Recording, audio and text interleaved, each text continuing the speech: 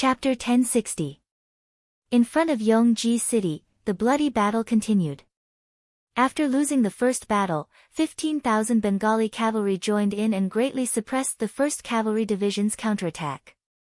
Both sides were cavalry, and even though the 1st Cavalry Division's fighting strength was stronger, they still showed signs of fatigue in the face of more and more energetic enemy cavalry. The 1st Cavalry Division's casualties began to increase.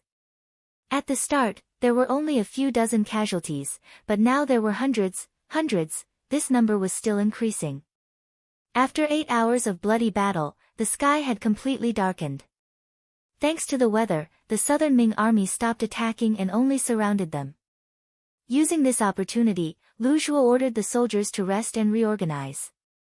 Then, countless soldiers jumped down from their horses with tired faces. It was also at this time that Lu Zhuo, as the division commander, noticed that around 2,000 soldiers had died in battle, and 500 were seriously injured. The other soldiers were also injured. After knowing that more than a quarter of the soldiers had died, Lu Zhuo's face became terrifyingly gloomy. He called over the telegraphist beside him and told him to report this situation to the 6th young master. At the same time, he added that he and the 1st Cavalry Division were prepared to fight to the last man. When Yang Qindong received this news, he was on the way to Linchin City with the Black Cavalry and the 7th Army. After reading the telegram, he put it aside. At this moment, he didn't know what to say. All he could do was silently rush. At the same time, he had a clearer understanding of King Guangtong. He also admitted that compared to other great Ming generals, this person knew more about the art of war. He admitted that he had underestimated this King Guangtong. Yang Qindong also hoped that the reinforcements sent by Tian who would arrive quickly and help the 1st Cavalry Division. In reality, Lu Duo and the other division commanders didn't delay along the way. After receiving the order, they rushed over from Linchin City. Even when they ate on their horses. During this time, they met many enemy soldiers who tried to stop them, but they were all defeated by their unstoppable momentum. When the sky was about to brighten, they were finally less than 50 li away from Yongji City. When the sky slowly brightened, the Bengali cavalry once again attacked. Not only that, but there were also 10,000 Miao soldiers working together with them. The Miao soldiers were able to survive until now because of their hard work. Facing the encirclement of the Ming army at all times, their fighting strength gradually increased. Compared to normal Ming soldiers, their performance on the battlefield was better and more ferocious. 10,000 Miao soldiers and 10,000 Bengali cavalry surged forward, showing that the southern Ming army was ready for the final battle. Facing this, Lu Zhuo didn't have any intention of backing down. He personally led the cavalry forward. Although they didn't have the advantage in numbers, and their stamina wasn't as good as when they were at their peak after fighting for half a day, they had the confidence to survive. They had to persevere until the last moment when they couldn't hold on anymore. The battle continued, and lives could be lost at any time.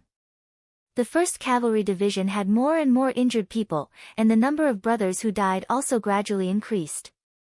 The team of 6,000 became 5,000, then 4,000.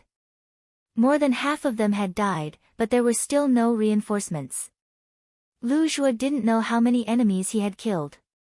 His body was covered in blood. Some of it was his, but most of it was the enemy's. Another half an hour passed, and the number of casualties around him had exceeded 1,000. He knew that if this continued, the remaining 3,000 people would all be sacrificed here in less than an hour. Could it be that there was really no hope? Just as this thought appeared in Lu Zhuo's mind, a commotion came from the encirclement behind him. Then, a loud and familiar bugle sounded. This was the unique bugle call of the 5-star army when they were charging. When Lu Zhuo first heard it, he felt that this sound was so beautiful and pleasant to the ears. His entire body felt so comfortable. When he turned around, he saw the infantrymen of the Little South Ming army retreating to the sides like a tide. In the middle, a large number of cavalrymen were rushing in. It's the comrades of the 1st Cavalry Division. Our reinforcements are here. Retreat and quickly report back to the other side. Finally seeing hope, Lu Zhua didn't know where he got the strength from. As he shouted loudly, his arms seemed to be filled with strength, allowing him to once again swing his sword to block the attack of the enemy cavalry in front of him. It was Lu Duo and the other 3 regiments of the 1st Cavalry Division's cavalry. They had rushed all the way here, and finally arrived at the last moment. Then, like a ferocious tiger, they charged towards the encirclement of the southern Ming army. Under their valiance, no one was their match. Any soldier who had the courage to stand in front of Lu Duo and the others would quickly become a corpse lying on the cold ground. When more and more soldiers were killed on the ground, no one dared to take the brunt of the attack. A large path was opened, and the 1st Cavalry Division and the 1st Cavalry Division finally met up. "Commander Lu, leave this to us. You take the brothers and retreat." The moment Lu Duo arrived, he took over the front line of defense of the 1st Cavalry Division. He led the 2nd Regiment to block the attack. The 3rd Regiment commander Hu Bo was in the middle, and the 4th Regiment commander Bai Shuang was at the back. They protected Lu Zhua and the 3,000 injured cavalry as they retreated. The moment Lu Duo arrived, he quickly taught the opposing Bengali cavalry how to behave. As for the Miao soldiers who were wielding Miao blades, the brothers of the 1st Cavalry Division were either wielding a blade in one hand and a shield in the other, or wielding a blade in both hands. Only then did they understand why the enemy was called the 1st Cavalry Division, and how wrong it was to think that the 1st Cavalry Division was already very powerful. If you compare yourself to others, you'll die. If you compare goods, you'll throw them away. When Lu Duo's 2nd Regiment appeared, although there were only 2,000 people, they gave off the feeling that they were an army with thousands of men and horses. The first to suffer heavy losses were the Bengali cavalry. Because they were cavalry, they were used to being high and mighty. Normally, they would look down on the infantrymen. In their eyes, they were the strongest. However, just a day ago, 1st Cavalry Division taught them what to do, let them know what kind of disastrous price they would pay if they underestimated their opponent. They taught them that even though they were both cavalry, the difference in strength was like heaven and earth. They originally thought that the cavalry of the 1st Cavalry Division was already very strong. After all, to be able to hold on for so long under the attack of so many infantrymen and twice the number of cavalry was already very difficult. Seeing that the 1st Cavalry Division was about to be finished, their morale was about to collapse. If that was the case, they would only need one more charge to completely wipe out the enemy. However, another cavalry appeared, and the enemy's 2,000 cavalry dared to charge head-on. Looking at the close to 10,000 Miao soldiers and the countless southern Ming soldiers around them, the Bengali cavalry laughed. They laughed. There were still people in this world who didn't know death. Did they really think that they were made of iron? A mere 2,000 people dared to attack an army of tens of thousands. Of course, they couldn't be spoiled. They immediately pulled out their horses and charged forward, holding their swords. They wanted to teach these new 5-star army cavalry how to write the word death. Then, they indeed knew what the word death was. Unfortunately, they were the ones who died and not their opponents. Lu Duo and the others either had a sword and a shield, or 2 swords. They could both attack and defend. When they defended, they could defend themselves tightly. When they attacked, they could attack openly. Regardless of whether it was the speed, strength, or tricky angles of the swords, it was impossible for the enemy to catch up. Many cavalrymen were even knocked off their horses before they could see their opponents clearly. Under such a concentrated attack, once a cavalryman fell off his horse, the consequences would be unimaginable. Even if you weren't seriously injured, as long as you fell off your horse, there would be countless feet stepping on you. Even if you wanted to, you wouldn't be able to survive. With such great strength and speed, most of the Bengali cavalrymen were knocked off their horses in an instant. When this scene continued, the Bengali cavalrymen learned to be smart. They reined in their horses and intentionally retreated, leaving the battlefield to the other infantrymen. The second to be attacked were the Miao soldiers. They were at the front of the charge, and because of that, when the Bengali cavalrymen retreated, they became the vanguard of the charge. Fortunately, Lu Duo's second regiment started to slow down, as if to give them a chance to catch their breath. Then, the third regiment came. Under the lead of their regiment commander Hu Bo, they launched a new charge, and the force of the charge slammed into the Miao soldiers. Blood splattered everywhere, as blades flashed. Many of the Miao soldiers were sent flying by the force of the charge, while others were slashed in the head by the blades. In just a single exchange, hundreds of people had fallen. However, the charge was still ongoing, and there were still some cavalrymen from the 3rd Regiment that had not reached the front. Seeing the enemy's strength increasing, the Bengali cavalrymen retreating, and the surrounding Nanming soldiers retreating, the Miao soldiers could not take it anymore. Why should they be the ones to face the danger? They immediately began to retreat. This caused the Nanming soldiers, who seemed to have the upper hand, to be forced into a passive retreat. Don't charge anymore, everyone retreat, retreat. The 3rd Regiment Hu Bo had only killed 2 enemies, and the area in front of him was empty. He looked enviously at Lu Duo's 2nd Regiment, who was resting by the side. Lu Duo's 2nd Regiment was truly enjoying themselves. Regardless of whether his killing intent was satisfied or not, Hu Bo did not forget the main purpose of this mission. Since they had already met up with the 1st Cavalry Division, the next thing to do was to rescue them. This was not only the orders of their regiment commander, Tian Hu, but also the orders of the 6th Young Master. Chapter 1061. The 6th Young Master's orders were not to be disobeyed.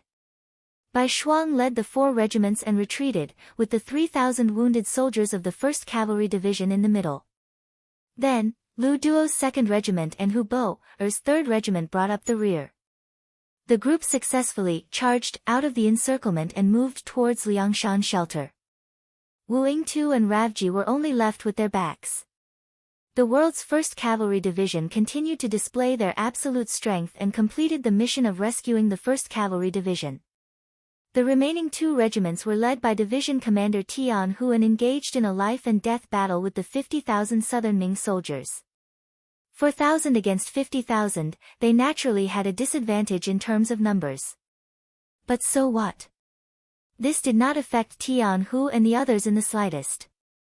Under his leadership, the formation at the tip of the arrow advanced, retreated, and advanced again as if it had entered a no-man's land. It went in and out 7 times. It was as valiant as Zhao Zilong on the yellow board slope. Teacher Tian Hu's dual blades could be said to be used exquisitely by him. Wherever he appeared, a long hole would be cut open. No one could come out from his left or right, and no one was his match. Anyone who dared to block in front of him would either die or be injured. Tian Hu led the 4,000 men of the 1st and 5th Regiments to block the attacks of the 50,000 Southern Ming soldiers. He demonstrated that the 1st Cavalry Division's reputation was earned through slashing and slashing. It was said that the strong were afraid of the unreasonable were afraid of the reckless, and the reckless were afraid of those who didn't care about their lives. Seeing that the 4,000 cavalrymen didn't care about their lives and continued to charge forward, the 50,000 soldiers of the Southern Ming army were terrified. After leaving behind close to 5,000 corpses, they slowly retreated. Even when the sky was completely dark, they didn't dare to take a step forward.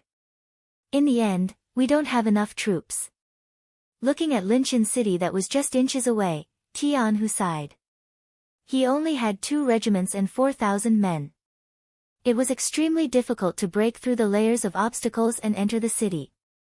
With a sigh, he could only wait.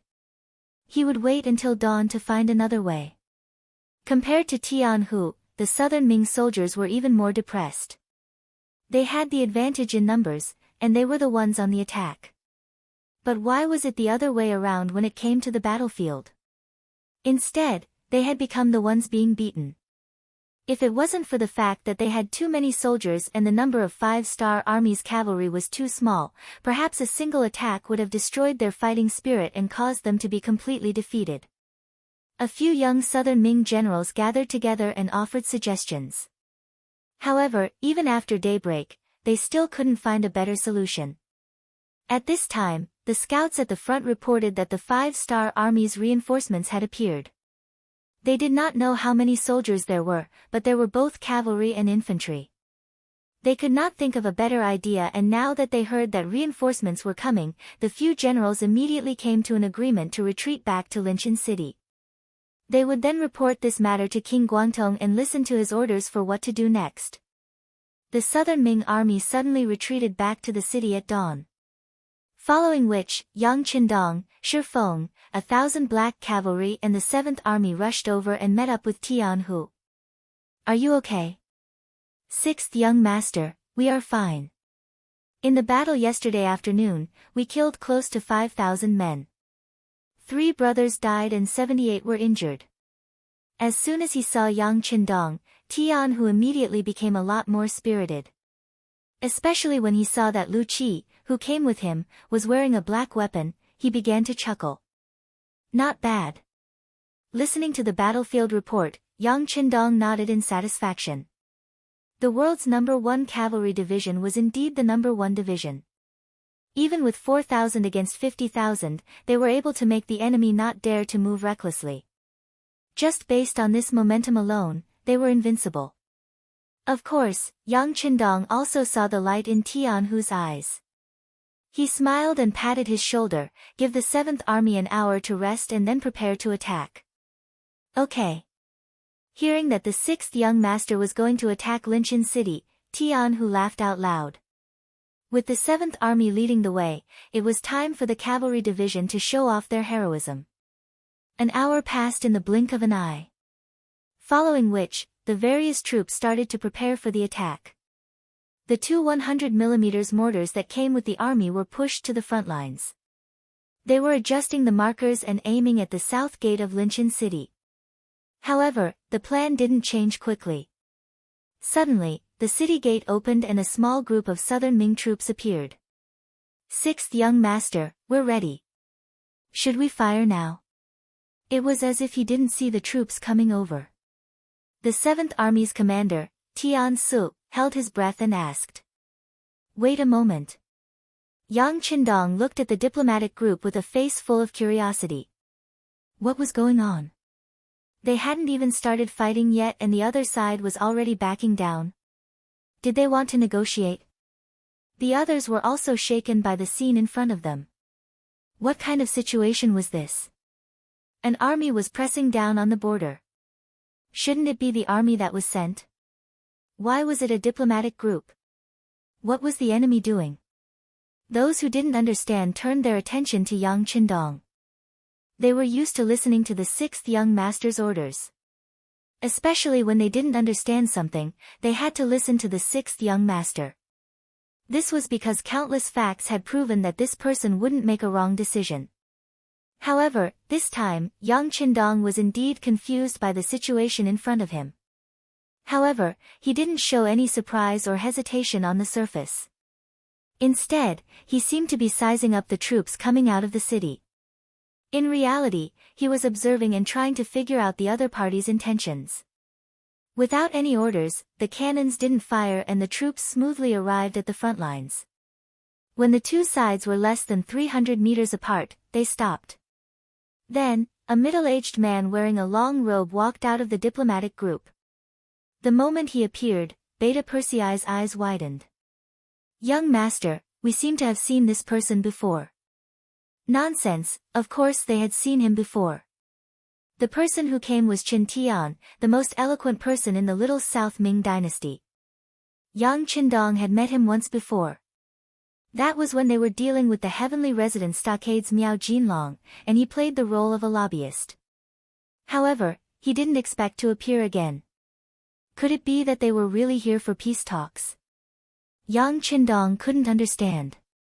The current situation was clearly in the Little South Ming dynasty's favor. Moreover, the fate of the surrounded 1st Cavalry Division was still unknown. Even if they wanted peace talks, he should be the one to suggest it. The other party had actually appeared. What was the meaning of this? Chen Tian didn't let Yang Qindong wait for long. Soon, he led a group of people to Yang Qindong, who was in the middle of the battle formation. Then, he cupped his fists and bowed. In a very familiar manner, he said, "Bugnam of Gojoseon, it's been a few years since we last met in Gaozhou. You're still as elegant as ever." Unable to understand what the other party was thinking, Yang Qindong maintained a polite smile. "Mr. Chen, you've come from afar. It must be a pleasure to meet you. Come, please." He didn't show any doubt, as if he knew that Yang Qindong would come. Chen Tian's evaluation of Yang Qindong increased a little. He didn't show his emotions on his face. Under Yang Qindong's invitation, Chen Tian came to the main tent. Both parties sat down in the guest and host seats. Then, Beta Persei served the dishes and stood behind Yang Qindong. He glared fiercely at Chen Tian, as if he would draw his sword and kill him if Chen Tian dared to make any rash moves. Usually, people who were eloquent and good at talking were not timid. Otherwise, if they were so scared that they couldn't speak when they saw their opponent, it would be a big mistake. For this reason, no matter how Beta Persei looked at him, Chen Tian remained calm and composed. He slowly tasted his tea and didn't forget to nod gently, as if he was praising the taste of the tea. Yang Qindong also slowly tasted his tea. He was not in a hurry to ask the other party's purpose for coming. He believed that since Chen Tian had come, he would definitely have something to say.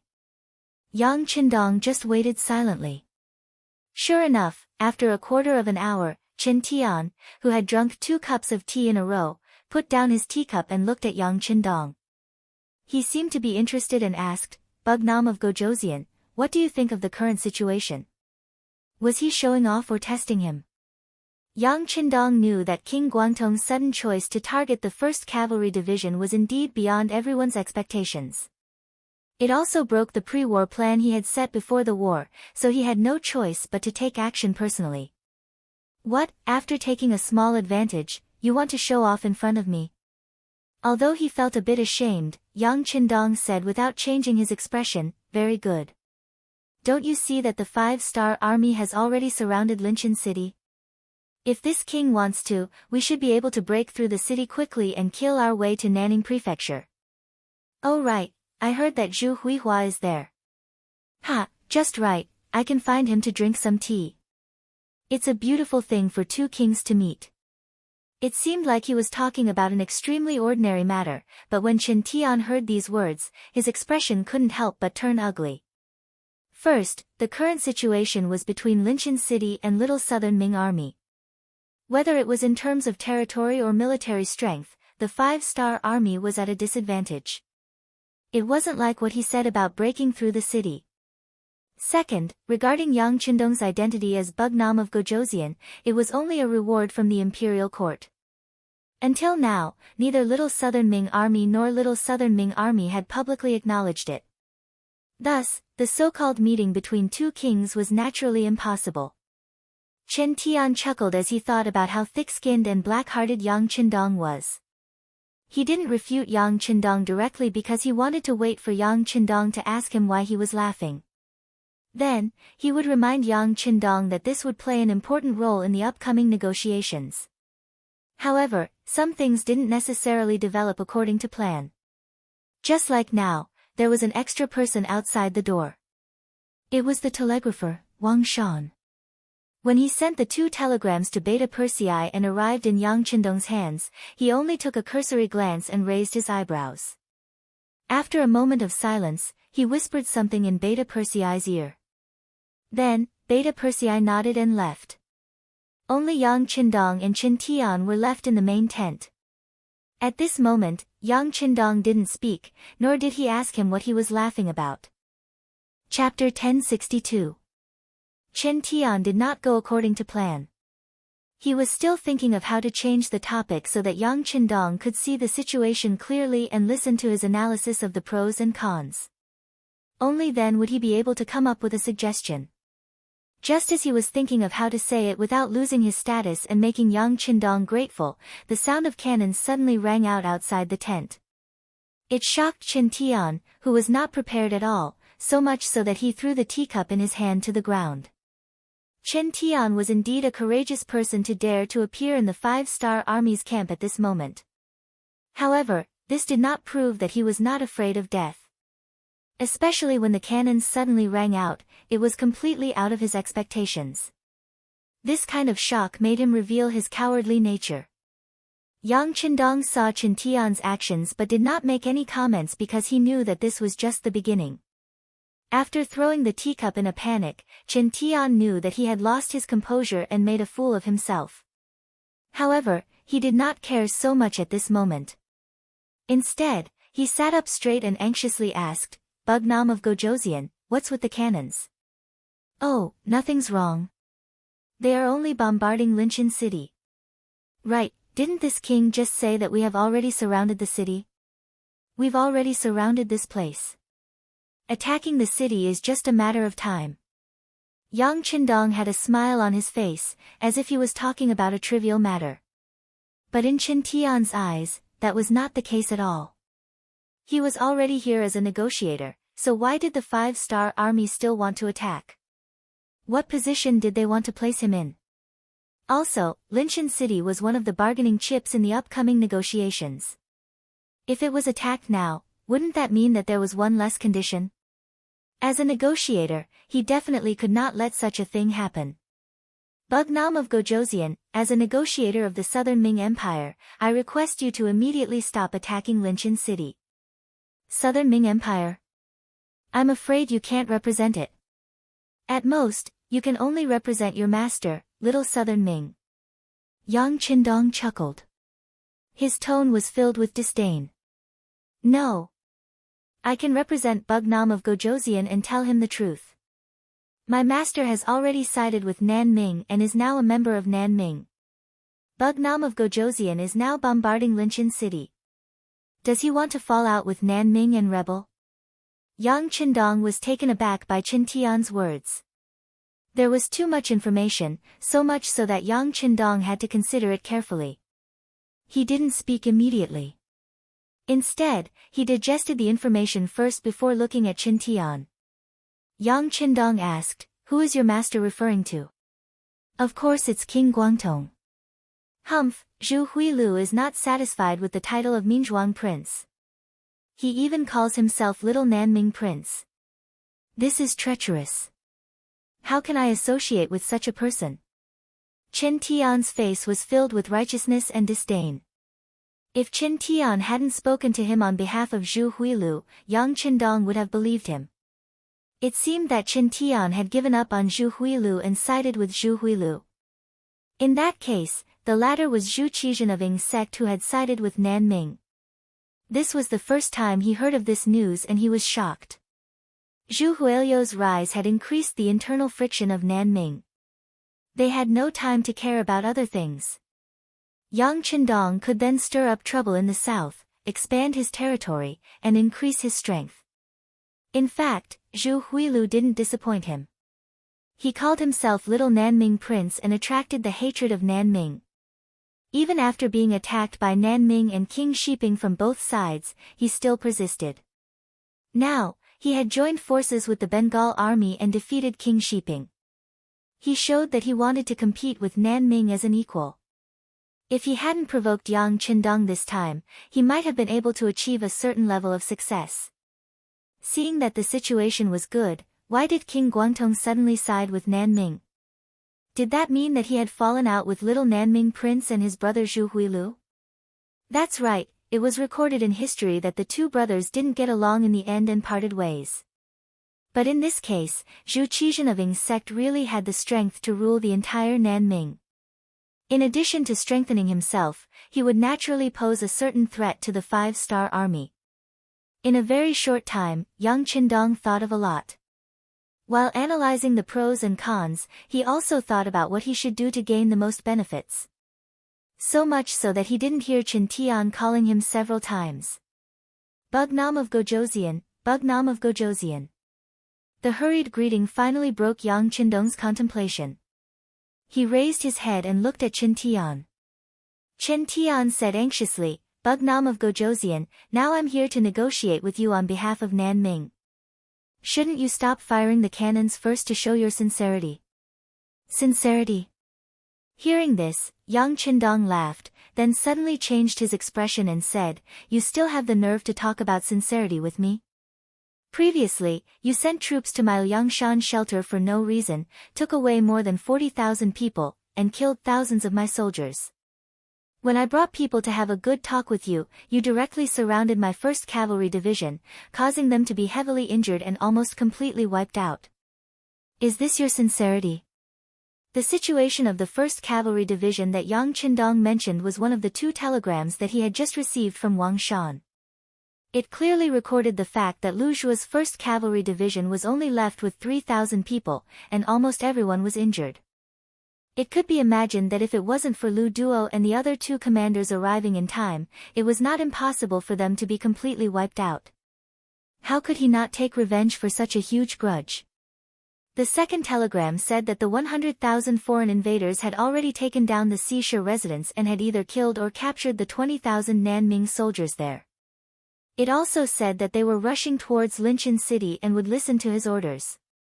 After receiving this news, Yang Qindong had the confidence to take revenge. With the 100,000 foreign invaders, he was confident that he could fight a few rounds with King Guangtong and determine the victor. How was it possible for him to stop at this moment? Yang Qindong suddenly became angry and scolded him for not being sincere. Chen Tian found that he had nothing to say. He, who could be unreasonable and sly, didn't know what to say at this moment. Without waiting for Chen Tian to think about what to say, Yang Qindong said, "You said that you are the envoy of the Nanming Empire, do you think I will believe you? Who doesn't know that you were the advisor of the rebel little Nanming King Zhu Huixin? What? Now that you know the power of our 5-star army, you want to talk? Let me tell you, it's too late. Men, bring Mr. Chen away to rest, don't disturb him." Yes. Qiu Vi, Ba Daojiang, Peng Yu, and the others who were waiting outside entered the tent. They didn't give Chen Tian any chance to speak and directly brought him away. The tent quickly quieted down.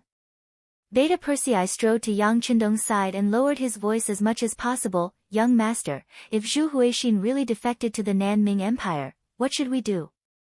Are we not going to take revenge for the 1st Cavalry Division?" "Who said we're not going to take revenge?" Yang Qindong looked up at Beta Persei and asked. But if we take action against Zhu Huixin now, isn't that the same as declaring war against the Nanming Empire? Young master, have you made preparations? Beta Persei was confused. What preparations? Who said that Zhu Huixin defected to the Nanming Empire? Do you have any concrete evidence? Yang Qindong asked. Ah. In that case, this matter is fake and Chen Tian is spouting nonsense. Beta Persei seemed to have realized something and answered. It doesn't look like it. Unexpectedly, Yang Qindong shook his head at this moment. Although a person like Chen Tian was extremely eloquent, he wouldn't dare to make such a big lie. After all, this matter was of great importance and the consequences were not something he could bear. Therefore, it was very likely that this matter was true, but it hadn't been announced yet. Since it hadn't been announced, this was Yang Qindong's opportunity. As if thinking of something, Yang Qindong called Beta Persei and whispered, "Send a telegram to Yang San and Yang Lu to confirm the authenticity of this matter. Also, inform Yao Yingjun to immediately spread the news that Zhu Huixin has defected to the Nanming Empire." What Yang Qindong wanted was to make use of the time difference and the fact that the telegram could be spread without any hindrance. He wanted Zhu Huixin to be prepared and guard against his brother so that he wouldn't be harmed. As long as this person didn't die, little Nanming's power wouldn't be disintegrated and could still play a role in restraining Nanming. He could use this time to solve more problems in Southeast Asia. Beta Persei nodded and went to arrange for Wang Shan to send the report. Yang Qindong didn't stay in the tent. Instead, he went out of the tent and came to the side of the cannons. He shouted, "Boom, aim at the city gate and blast it with all your might. Division Commander Tian Hu, Division Commander Tian Su, get ready to attack the city. This time, we must take down Linchin City." Before, Yang Qindong only wanted to pressure the other party and tell them that he wasn't someone to be trifled with. Now, he really wanted to take down Linchin City. On one hand, he wanted to take revenge for the 1st Cavalry Division. On the other hand, he wanted to make use of the time difference to gain more benefits. After the sixth young master gave the order, the cannoneers didn't hold back and fired one after another. Very quickly, Linshan City's walls were filled with holes and the thick city gate was completely destroyed. Using this opportunity, Division Commander Tian Hu, who had been waiting by the side, unsheathed his blades and led 2 regiments of the 1st Cavalry Division into the city. Behind them were thousands of soldiers from the 7th Army. When Qin Tian walked out of Linshan City, he promised his subordinates that he would definitely make the 5-star army stop attacking the city so that they wouldn't have to worry. Because of this, the soldiers guarding the city let down their guard. Even when the cannon sounded, although some people were shocked, some people still said that it was just the 5-star army trying to scare people and that there was no need to be afraid. Chapter 1063. But now, even the city gates had been blasted open by the cannons and the cavalry had entered the city. Finally, the soldiers were afraid.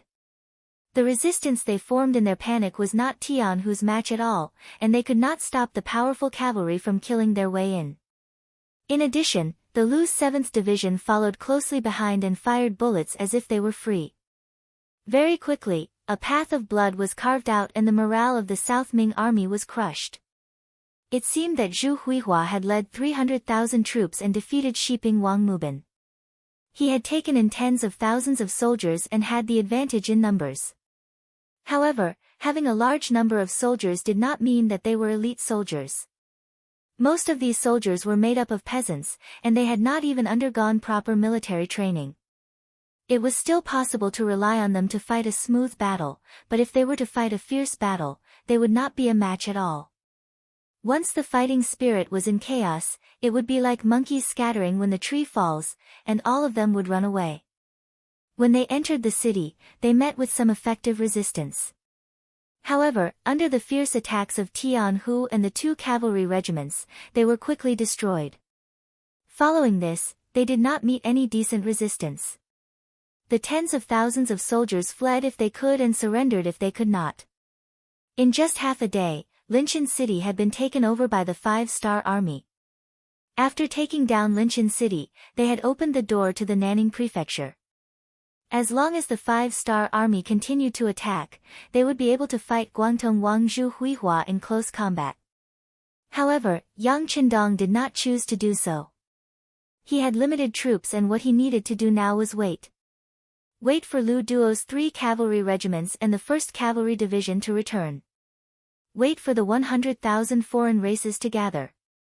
If everything was prepared and there was still time, he would not mind teaching Zhu Huihua a lesson and let him know that there were some people that he could not offend. Yao Yingjun walked on the streets of the Guizhou Sea residence. As usual, he would go to the tea house to listen to music and drink tea. His life was very carefree. However, today, after he came out of the tea house, he had a look of anxiousness on his face.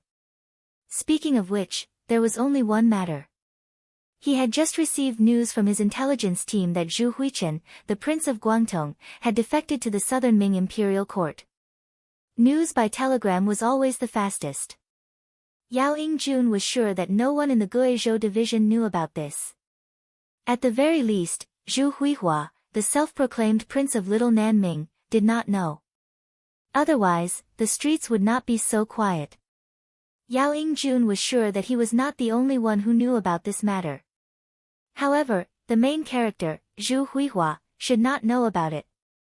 Could it be that, when he thought about the possibility that the patrolling soldiers on the streets were related to Prince Guangdong, Zhu Huihua, perhaps he had already bribed the people around Prince Lil Nanming and was prepared for this? Was there going to be a mutiny? When he thought of the mutiny, the first thing that came to Yao Yingjun's mind was Zhu Lian's pitiful appearance.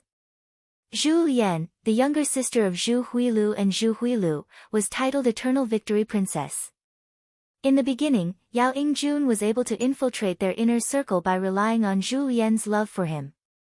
He used this relationship to complete the mission of understanding and investigating the higher-ups of Prince Guangdong and the others. Initially, he thought that the mission wouldn't last too long. However, he didn't expect that he would stay for several years. Humans were emotional creatures. After a long time, it was inevitable that they would fall in love with each other. In particular, Zhu Lian was really good to Yao Yingjun. That was 100% trust. She appeared to resolve several crises. Over time, Yao Yingjun realized that he had fallen in love with her.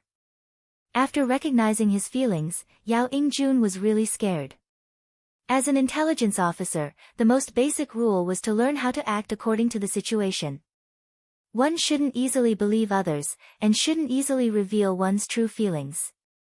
Obviously, Yao Yingjun had already violated these rules. It was because of this that he didn't report this matter. Instead, he suppressed this feeling in his heart and didn't tell anyone.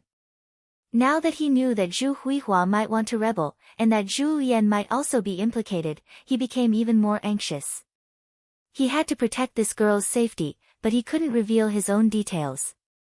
How could he do this? Perhaps Yao Yingjun could casually find a reason, such as going out to play. This way, he could justifiably leave the Guizhou department with Zhu Lian. But if he really did this, what would happen to Zhu Huilu? This was tantamount to openly resisting the mission. Once the higher-ups held him responsible, even if he had several heads, it wouldn't be enough to cut off. But if he didn't use this reason, did he have to reveal his identity? After thinking for a long time, Yao Yingjun felt a headache. In the end, he decided to target Meng Neng and Duan Yuhong. Not only were these two people trusted by the Prince of Lil Nanming, but they also had their own abilities. For example, Duan Yuhong, who was known for his strange skills, and Meng Neng, who was known for his bravery, could be compared to Chen Tian, who was known for his eloquence, or even better. Of these two people, one was deeply trusted by Prince Guangtong and had to consult him for almost everything he did. Meng Neng was in charge of the military power of Prince Guangtong. If Zhu Huilu wanted to cause his brother to rebel, Meng Neng definitely couldn't avoid it. Looking at the extra patrolling soldiers on the street, Yao Yingjun had a feeling that General Meng Neng might have been bribed. But he still decided to give it a try. This was how intelligence agents worked. Even if there was a 1% chance, they would still try their best, even if they had to pay the price with their lives. Because of his relationship with Zhu Lian, Yao Yingjun was once a guest of Meng Neng and Duan Yuhong. He didn't need to make an appointment to see them. He just walked in. As someone who had been to the general's residence more than once, Yao Yingjun's intuition told him that there was something wrong with this place. Before he joined the intelligence agency, he had undergone special physical training. Although Yao Yingjun's skills weren't as good as Leng Feng's, he was still much stronger than ordinary people. His eyesight was also better than ordinary people. The moment he entered the general's residence, he could feel the shadows in the dark. There were countless pairs of eyes staring at him. Yao Yingjun didn't look around. He acted as if he didn't notice anything. The moment he entered the general's residence, he shouted that he wanted to see General Meng Neng and that he wanted to have a good fight with him. Naturally, his shouts attracted the attention of many people in the residence. "Go, tell him that I'm patrolling the barracks and am not in the residence." In a dark corner of the courtyard, General Meng Neng's face revealed a hint of displeasure when he saw Yao Yingjun come uninvited. The housekeeper received the order and hurriedly went out to welcome Yao Yingjun. He used the excuse that the general was not in the residence and had gone to the barracks to persuade Yao Yingjun to leave. Soon, the housekeeper returned to Meng Neng's side and asked softly, "General, could he have sensed something?" "Humph. He's just a gigolo. In the future, he won't even have the ability to be the head of the household. How could he have sensed something? All right, let's hurry up and prepare. We'll take action tomorrow night." Meng Neng sneered. It was obvious that Yao Yingjun's usual disguise was effective. He was not treated like a piece of cake and reduced the possibility of being suspected. After leaving the general's residence, Yao Yingjun's unruly appearance was completely hidden. After hesitating for a moment, he headed straight for the Duan residence. Compared to the Duan residence in the past, Yao Yingjun saw that there were many more strangers in the surrounding alleys and streets. With his identity as a spy, he quickly noticed that something was different. If he guessed correctly, this place was being watched. It was very likely that it was Meng Ning's doing.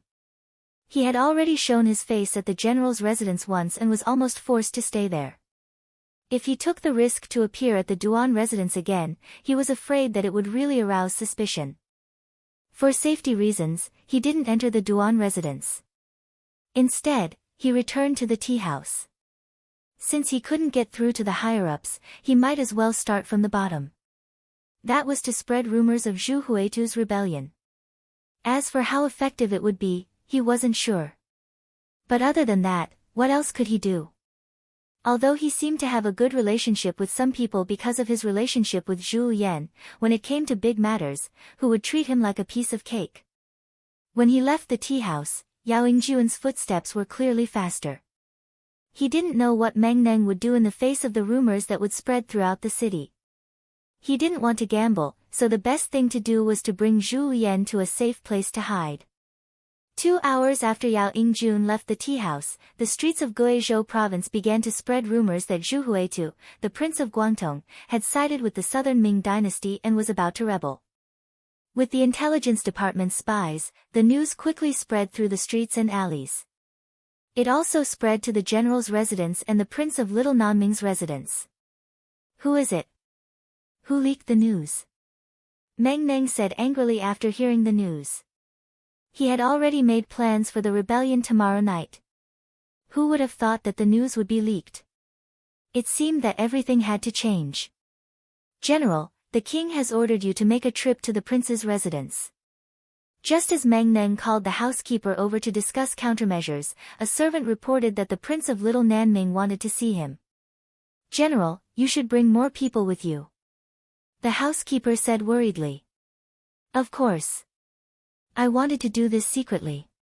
Since it's like this, I might as well make it public. I'll go see the king now. You guys follow the plan and attack the other officials." Meng Neng wouldn't wait for death.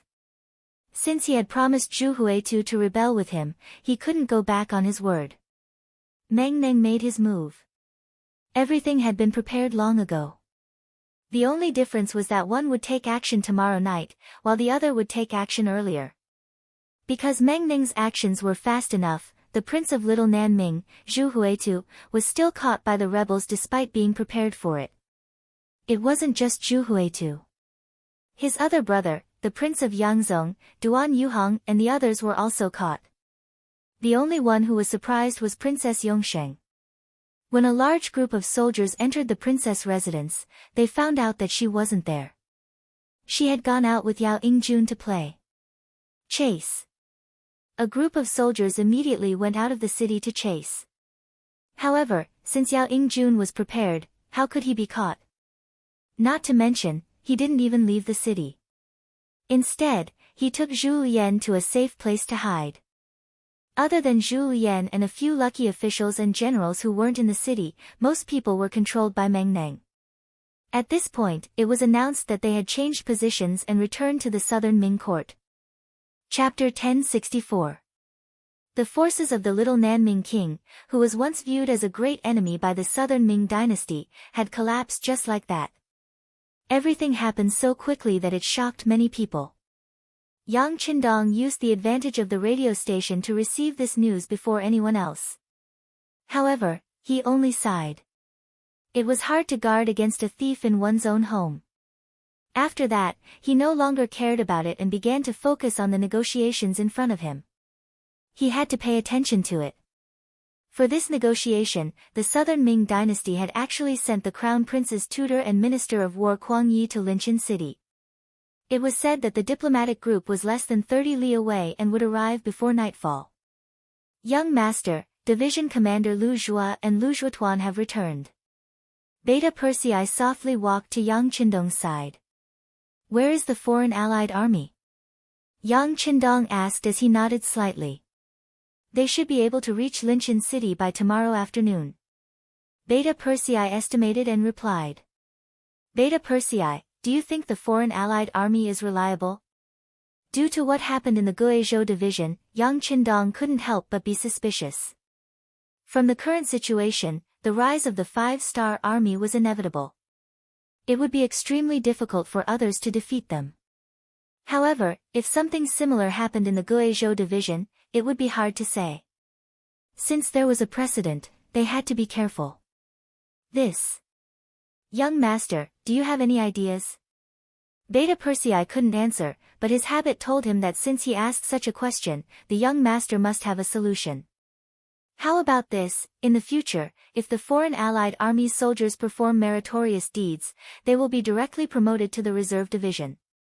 This way, if the cold front lacks soldiers, they won't have to re-evaluate them and can directly choose from the reserve division. Yang Qindong hesitated for a moment before speaking in an extremely confident tone. They had a reserve division before, but as the cold front continued to expand, they didn't have enough soldiers and had to temporarily withdraw this division.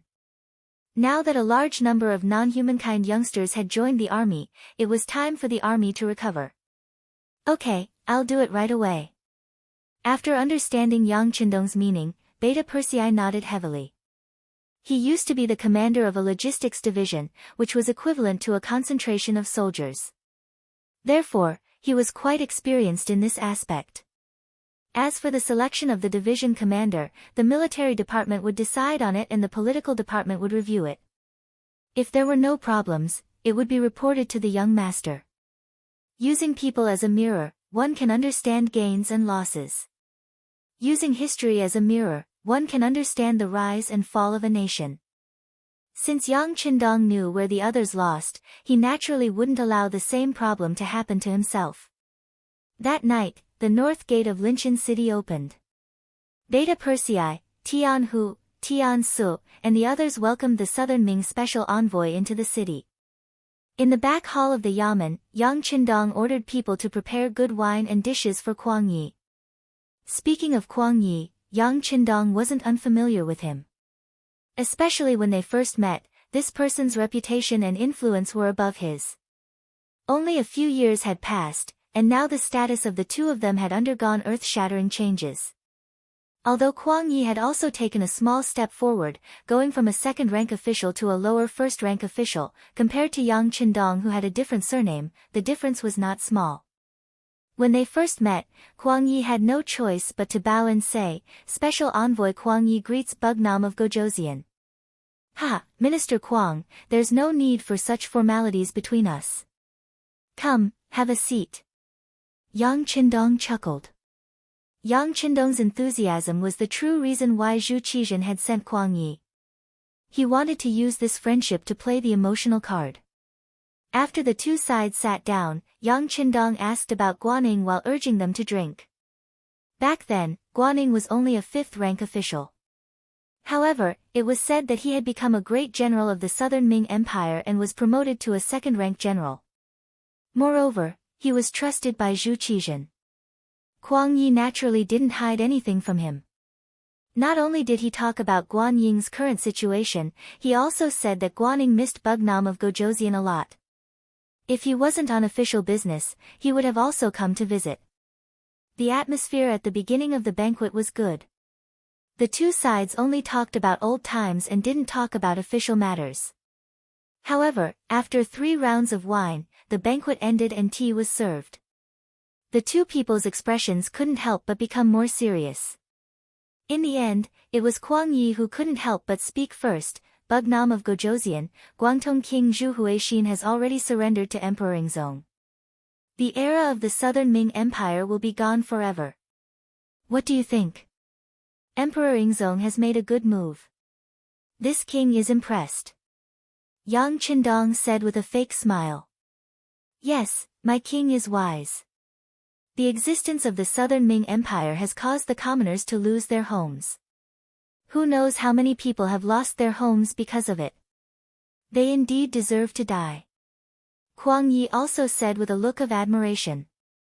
As he spoke, he observed Yang Qindong as if he wanted him to express his admiration. Unfortunately, Yang Qindong's expression was normal. However, in Kuang Ye's eyes, he felt that this was very normal. Compared to the matter of Zhu Qizhen wiping out the little South Ming imperial court, what Yang Qindong and the 5-star army did was a huge matter. If one had to compare, the former was just a small fight in one's own garden. However, Yang Qindong had already displayed his fists and kicks outside, showing the might of the Han Empire. However, the 5-star army's strength was a bit too strong. They were so strong that their achievements had already shocked the emperor. Some people even said in private that if the 5-star army turned around one day, neither Ming nor the Southern Ming Empire would be able to stop them. Unless the Great Ming Empire was reunited, they would be able to suppress the 5-star army. Of course, some people thought that they were smart. If one didn't understand the 5-star army, they wouldn't know how strong they were. If one hadn't truly fought with them, they wouldn't know how terrifying their battle strength was. It was a pity that some people could only see the small piece of land in front of them, but they always emphasized how high their vision was. It was laughable just thinking about it. Kuang Yi naturally wasn't a short-sighted person. He had already seen how powerful Yang Qindong was a few years ago. However, he didn't think that this person would develop so quickly. He had already taken over almost half of the Great Ming Empire's territory outside of the Great Ming Empire. It was also because of this that he strongly advocated for quickly destroying the Southern Ming Empire and unifying the Southern Ming Empire first. Then, he would see if there was an opportunity to swallow Ming. Only then would the Great Ming Empire be united and be able to work together to resist a powerful enemy. Of course, Kuang Yi wouldn't say these thoughts to Yang Qindong. At this time, he only said that the emperor was wise and wanted to unify the Southern Ming Empire first. In fact, there were some things that Yang Qindong could guess even if Kuang Yi didn't say it. Seeing Kuang Yi first flatter the emperor's brilliance and then bemoan the state of the universe and pity the fate of mankind as he spoke of the suffering of the common people, he chuckled and said, "So it seems that the emperor and Minister Kuang place great importance on the quality of life of the common people. Then, I wonder how the lives of the common people in the Southern Ming dynasty have changed compared to before. Or rather, after the Southern Ming Empire's power was returned to the imperial court, what kind of preferential treatment did you give the common people?" Yang Qindong asked with the common people as the topic. He wouldn't forget that in the future, there were people who said that foreigners had a higher status than ordinary officials in the country. Because of this, they didn't have to abide by the laws of the country. Once something happened, they would put pressure on the embassy and use their bad international reputation as an excuse to show their nobility. It was because of this that Yang Qindong intentionally raised the status of Han people. He wanted the entire world to form a habit from this moment onwards, a habit that the Han people were high above and inviolable. Yang Qindong could do what he said because Yang Shi started from scratch and instilled the idea of the supremacy of the Han people. The Southern Ming Empire couldn't do it. Or rather, the entire Great Ming Empire couldn't do it. The Great Ming Empire was like the feudal dynasties of the past. It was born in troubled times and paid attention to the inheritance of a family. It paid attention to the rule of the world through literature. This was why the status of the scholars in the Great Ming Empire was constantly rising. Thinking about it carefully, why were the scholars and officials so high in status? Wasn't it because they stepped on others to get to where they were?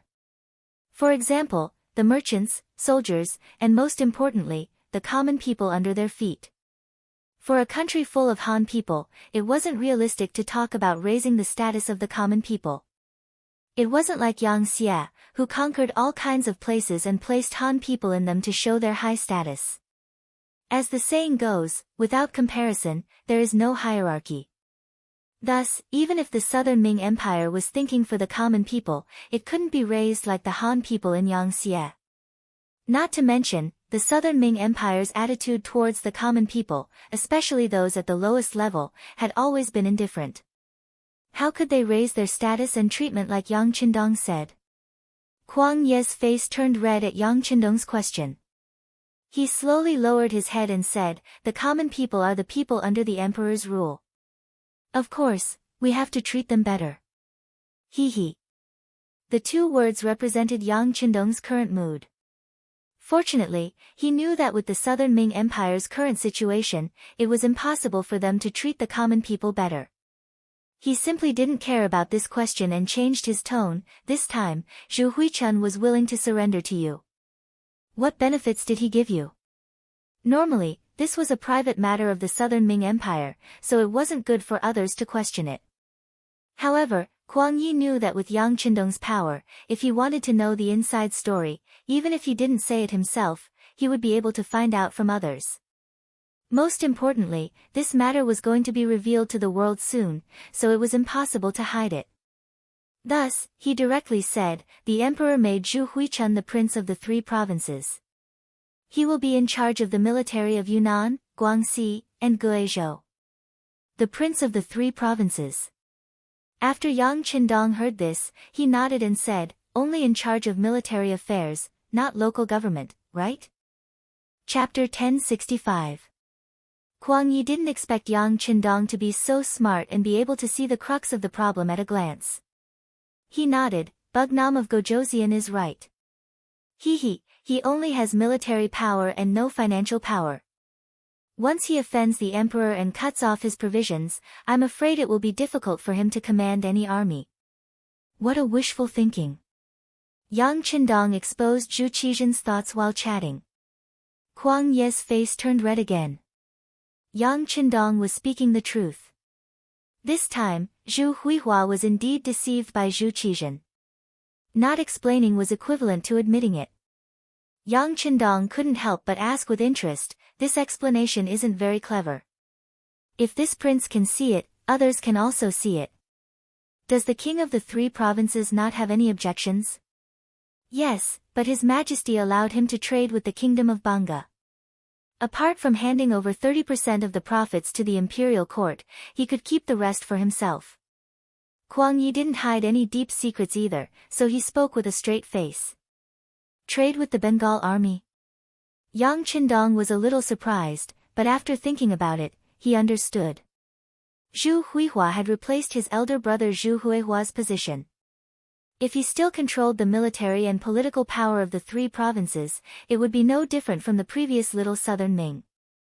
This was something that Zhu Qizhen couldn't tolerate. It was because of this that both sides took a step back. One side wanted military power, while the other side wanted administrative and financial power. This was equivalent to each side taking what they needed. He sighed in his heart. It was a good plan. However, there was a prerequisite for all of this. For example, whether he agreed, whether Yang Xia agreed, and whether the 5-star army agreed. The 3 provinces were close to the Yunnan province. If they didn't deal with Yang Qindong, there wouldn't be peaceful days here. Needless to say, the Southern Ming Empire's food and the goods that the 3 provincial kings would trade with would have to rely on Yang Qindong. This was the main reason why they had sent Qin Tian and Kuang Yi to negotiate. Finally knowing the truth, Yang Qindong was no longer anxious. Now that it was someone else who needed his help, he could take his time to think about it. Therefore, he didn't take the initiative to ask questions and instead allowed Kuang Yi to speak. After seeing that Yang Qindong didn't have anything to ask, Kuang Yi opened his mouth as expected. The first thing that came out of his mouth was His Majesty's words, as if everything was His Majesty's will and he was just a messenger. If Yang Qindong had any opinions or questions, he would be responsible for conveying them, but he couldn't make the decision. It was no wonder that Kuang Yi was so careful. It was said that a weak country had no diplomacy. Besides, Yang Qindong was completely different from the one he met a few years ago. Now that the Southern Ming dynasty had a favor to ask of them, how could they not speak some soft words? Bugnam of Gojoseon, His Majesty said that as long as you agree to this decision, our Southern Ming Empire will publicly recognize your title as Bugnam of Gojoseon. This is a king with a different surname. Other than a few people who were conferred the title when Taizu was still alive, only King Shiping is left. This honor is so great and so high. Bugnam of Gojoseon, His Majesty also said that the Liangshan shelter is allowed to exist. As long as you don't steal or rob, and the people can enter the shelter, we will turn a blind eye and pretend that we didn't see anything. Bugnam of Gojoseon, His Majesty also said. Next, Kuang Yi represented Zhu Qizhen of the Ying sect and made promises again and again. Yang Qindong became a listener, but he just sat there and didn't say anything.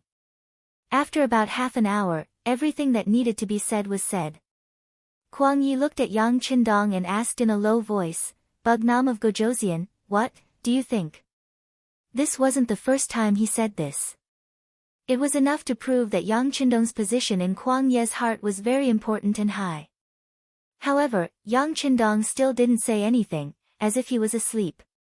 Under Kuang Ye's continuous questioning, Yang Qindong raised his head as if he had just woken up from a dream and said, "This is far from enough. I'm afraid that Minister Qing still doesn't know that 2 or 3 days ago, the 5-star Army's 1st Cavalry Division was surrounded by Zhu Huilu, who killed many of our soldiers. If we don't take revenge, how can we convince the public?" Ah! But at that time, the 3 provincial kings hadn't become part of the Southern Ming Empire. Now, he's already one of His Majesty's people. Kuang Yi wanted to explain more, but Yang Qindong said, "Yes, it's because I know that he's now one of the Southern Ming Empire's people that I didn't do anything to them. I just wanted to see what Minister Qing would say. Now it seems that your sincerity is far from enough." Not enough? Kuang Yi understood the meaning behind his words. It wasn't that he couldn't, but that it wasn't enough. That meant that there was still room for discussion. He asked curiously, "But does King Nanwu have any other requests?" "You can make the decision." "No, I can pass on King Nanwu's request to His Majesty. At the same time, I will do my best to help." Kuang Yi didn't dare to say too much. "All right, since Minister Qing is so sincere, this prince might as well say a few things." Yang Qindong knew that the time was right. It was time for him to speak. He immediately mentioned that he was interested in the Southern Ming Empire's silk, tea leaves, and porcelain. He was interested in some masters and wanted to hire them to work in Crimson City at a high price. At the same time, he wanted to buy a certain percentage of the goods at cost price and then sell them to merchants from other countries under the name of Crimson City. It was said that Suhang's silk was of the best quality. Crimson City also spent some effort to imitate it, but unfortunately, the results weren't very good despite investing a lot of manpower and resources. For this, City Lord Yu Qian had represented the local factories to ask Yang Qindong more than once if they could bring in some talents to Crimson City. For this matter, the intelligence department had also tried, but the skilled workers were all restricted by the local masters. That place wasn't Yang Xie's territory, so it was very difficult to get all these people away without anyone noticing. This was a perfect opportunity to bring in talents while also dealing a blow to the Southern Ming Empire. Once the Southern Ming Empire lost the advantage of silk, porcelain, and tea leaves, Yang Xie would have a better chance of winning against the Southern Ming Empire. This matter needs to be reported to His Majesty before he can make a decision. Kuang Yi didn't immediately agree. Instead, he said that he needed to report it first. Yang Qindong could understand that Kuang Yi couldn't make a decision on such a big matter. Thus, he nodded in tacit agreement. Then, he raised a second request, which was to ask for people. This time, Zhu Huiyun attacked the shelter without any reason. Not only did thousands of soldiers die, but 40,000 civilians also ran away. This matter had to be mentioned. Thus, not only did the Southern Ming Empire have to admit it, they also had to compensate the 40,000 people. After hearing this, Kuang Yi frowned and said, "Okay, this old man will also report this matter to His Majesty." He didn't expect Zong to agree at all, but Yang Qindong still said it. He just wanted to give him a heads up. After all, Zhu Qizhen used to be great Mingxing Zong. Even if he agreed in his heart, he wouldn't say it out loud. After knowing this, Yang Qindong didn't place his hopes on the Southern Ming Empire. Instead, he placed it on Zhu Huiyun. Some things couldn't be handled by a county official. Yang Qindong then found the detained Qin Tian. Different from Kuang Yi, he maintained a serious gaze. He even called a few teachers in front of Kuang Yi and ordered them to prepare for battle. They were to leave Linqian City and head north at any time. Chen Tian didn't hide any of this from him. After the teachers left the hall, he naturally yelled, "King Nanwu, what are you doing? Must you become enemies with our King Guangtong?" "Wrong, if it wasn't for this king becoming enemies with you, it was you who became enemies with us first." Yang Qindong turned around and angrily rebuked Qin Tian. "Yes, we sent troops to attack your shelter first, but we didn't gain anything. Furthermore, even if we did something wrong, we can make up for it. Didn't I come this time to listen to your requests and conditions? What's the meaning of sending troops without talking about anything?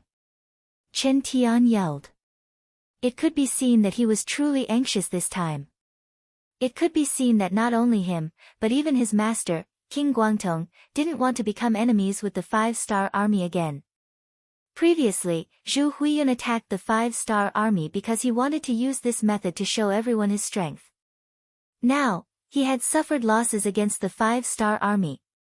He had even almost destroyed one of the enemy's cavalry divisions. However, to be able to make the 5-star army suffer losses like this was not something an ordinary person could do. Just from this point alone, Zhu Huiyun's goal had been achieved. He had also successfully received the Southern Ming Empire's amnesty. Since all of his goals had been achieved, there was naturally no need to continue fighting.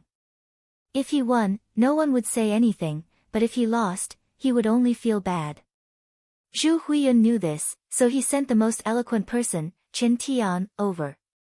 He only had one request, which was for the 5-star army to stop fighting.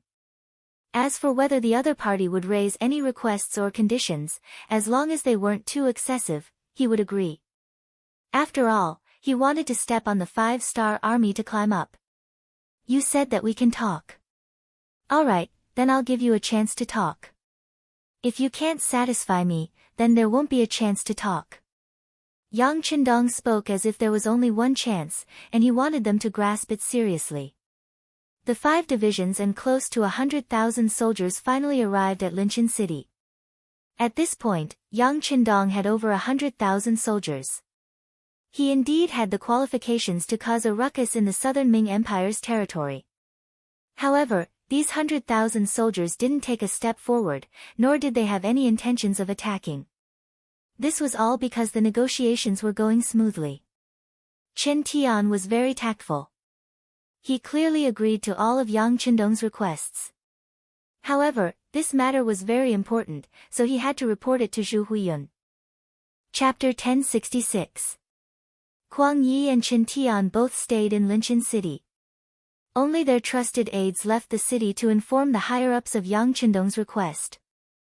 Linchin City regained its usual peace. A few days later, news of the little Southern Ming Prince and Yangzhong Prince being captured in the Guizhou division was spread. At this point, the little Southern Ming army was disbanded. Under the leadership of General Meng Neng, their army joined the 3rd Province Prince Zhu Huizhou's army. Meng Neng brought over 300,000 troops. Adding on Zhu Huizhou's original army, even without the 100,000 from the Bangladesh army, he still had 500,000 troops. Young master, this. After Beta Persei received the news, he looked worriedly at Yang Qindong. What are you afraid of?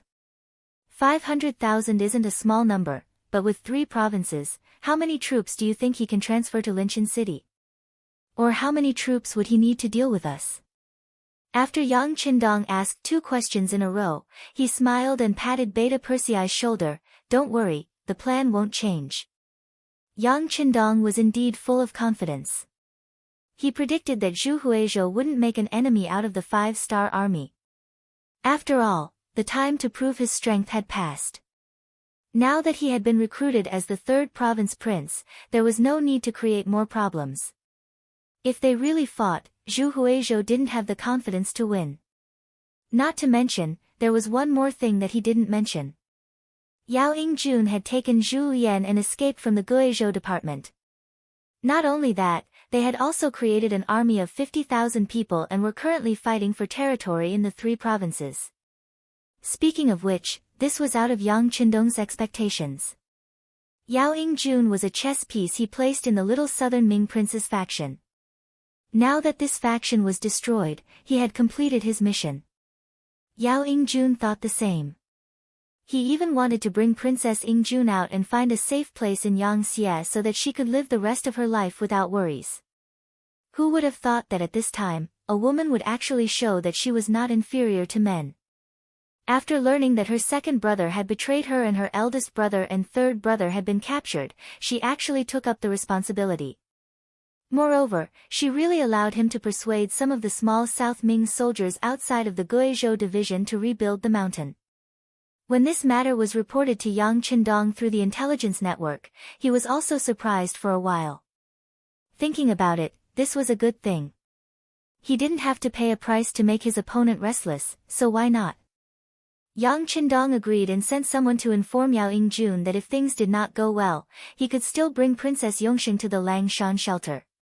At the same time, he also told him that if he needed financial support, he could ask. With all of this, Yang Qindong was sure that Zhu Huitu, who seemed to be very powerful, would not make an enemy out of the five-star army. Things developed as he expected. When the people sent by Qin Tian met with the three provincial kings and told them about Yang Qindong's request, the three provincial kings who tried to assassinate his brother quickly agreed to all of the conditions. Zhu Huizhou agreed to Yang Qindong's request and recognized the legitimacy of the shelter. As long as any Han citizen went there, regardless of their status, they wouldn't pursue the matter. Not only that, every year, he would provide 200,000 Han citizens to the shelter as compensation for attacking the five-star army. In exchange, Crimson City's goods could be provided to Zhu Huihua at the same price as other merchants. Originally, Yang Qindong wanted to provide 500,000 people a year, but Qin Tian refused. In his words, 200,000 was already a lot. At most, the three provinces wouldn't have enough Han citizens, and they could just grab some from the nearby southern Ming province. However, 500,000 a year, they wouldn't be able to catch that many. Actually, 200,000 a year was already enough to satisfy Yang Qindong.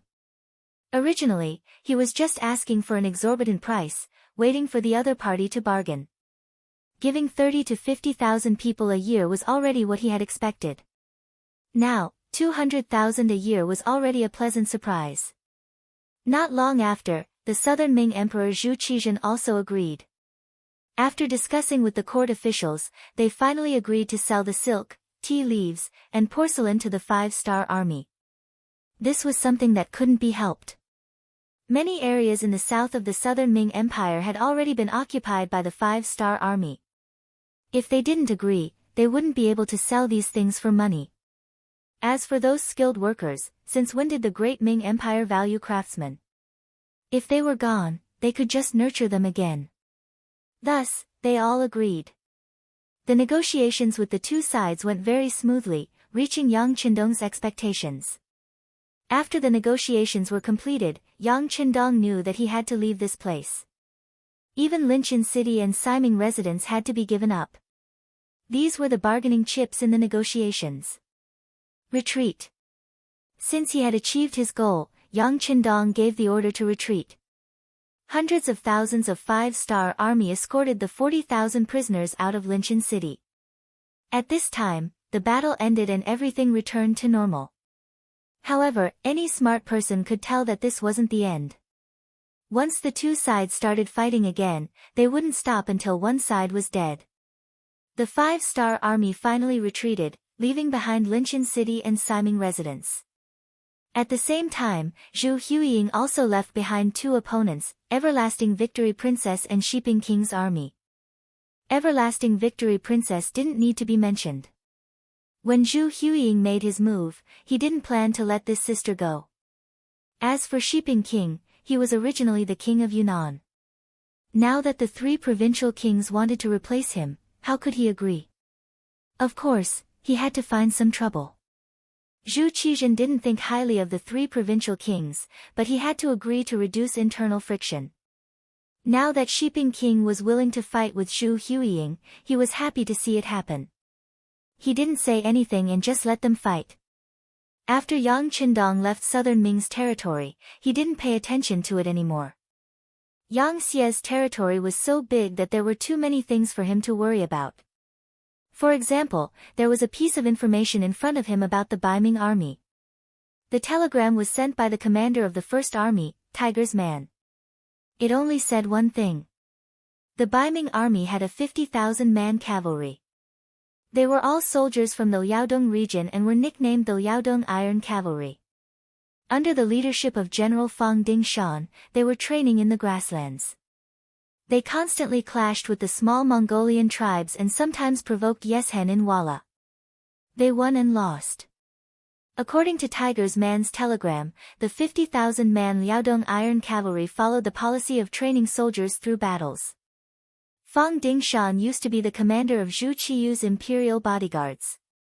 He was quite trusted and was given a lot of freedom on this expedition.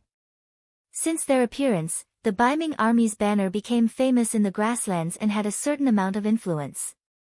They're all restless people. Yang Qindong sighed and then looked at another telegram. It was sent by the Internal Intelligence Department of the Japanese Empire. The internal strife there had already begun, and some places had already broken out of the control of the emperor and the great general's office. In other words, it wouldn't be long before the Japanese Empire's affairs had to be resolved. Thinking about Princess Junko, who had returned more than a year ago, Yang Qindong looked in the direction of the Japanese Empire and said to himself, "Don't let anything happen to you. Otherwise, a lot of people will be buried with you." January 1457 AD. Yang Qindong returned to Qiqian City and prepared to spend the new year here. At the same time, he accompanied his wife, Hu Yan, to wait for her delivery. On the 7th day of the second lunar month, on this seemingly ordinary day, a baby boy was born. When Yang Qindong was 20 years old, he finally had his first son, named Yang Bo Bugnam of Gojoseon finally had a son, and there was someone to inherit the family name. Naturally, it was a great day for the entire Yangtze. Qiqian City was immediately decorated, and it was even more lively than the New Year. The various provinces and regions under the Yang faction also sent representatives to the city with gifts to celebrate and express their joy. Good things come in pairs.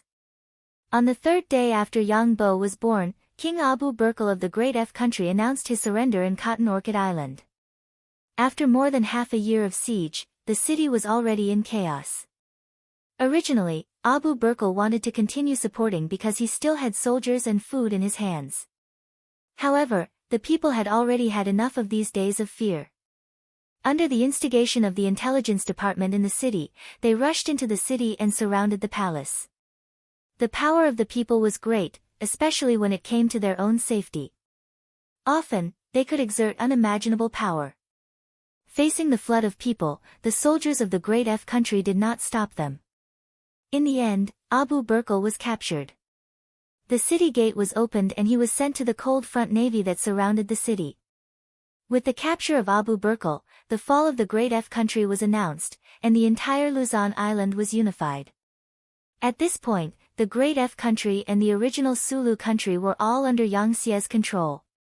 Yangtze also gained more than 6 million people, and its strength increased by a large margin. In more than a year, Siam and the Great F country were divided. With more than 10 million people, Yangtze's strength was evident.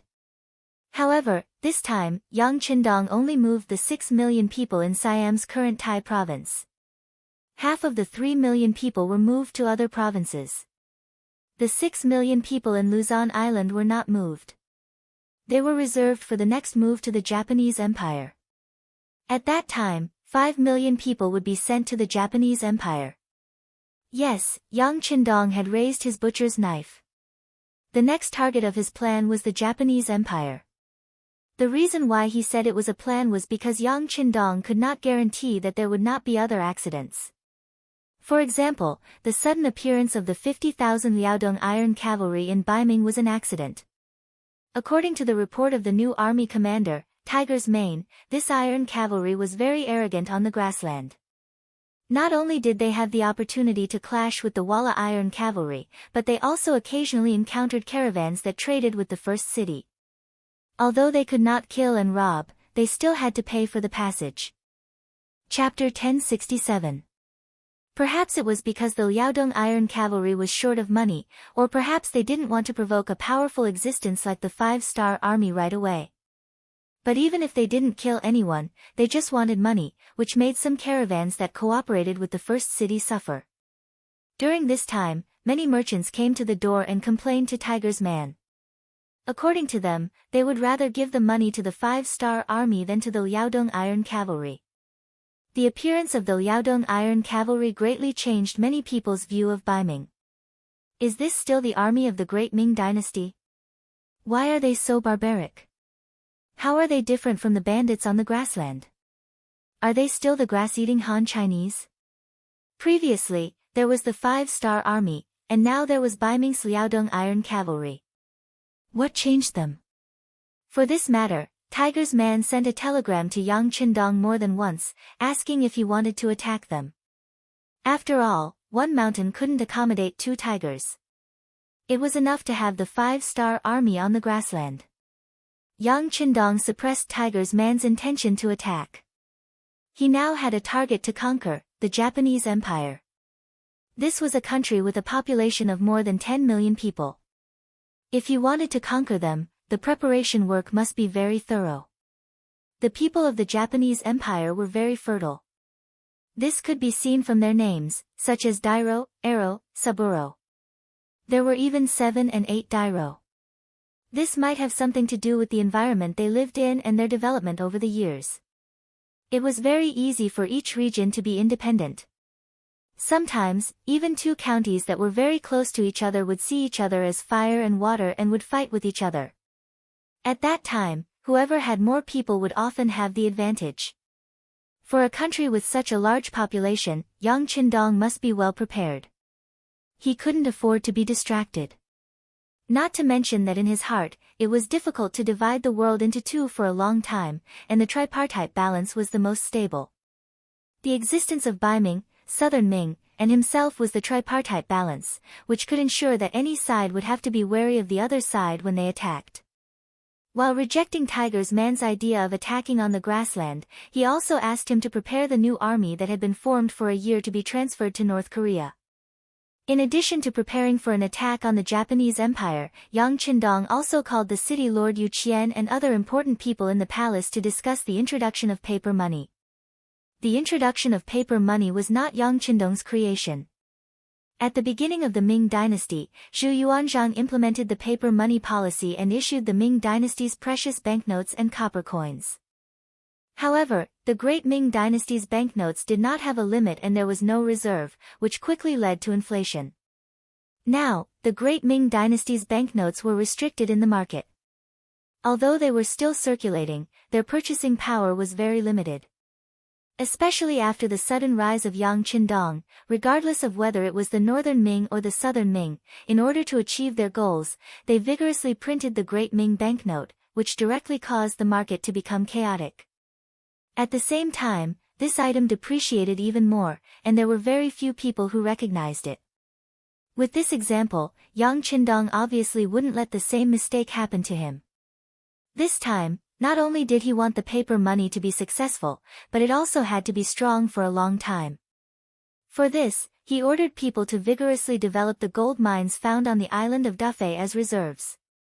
He was preparing to introduce the paper money into the market. First, it has to be anti-counterfeiting. Second, it has to be advertised properly. Third, and most important, is that it can't be casually published.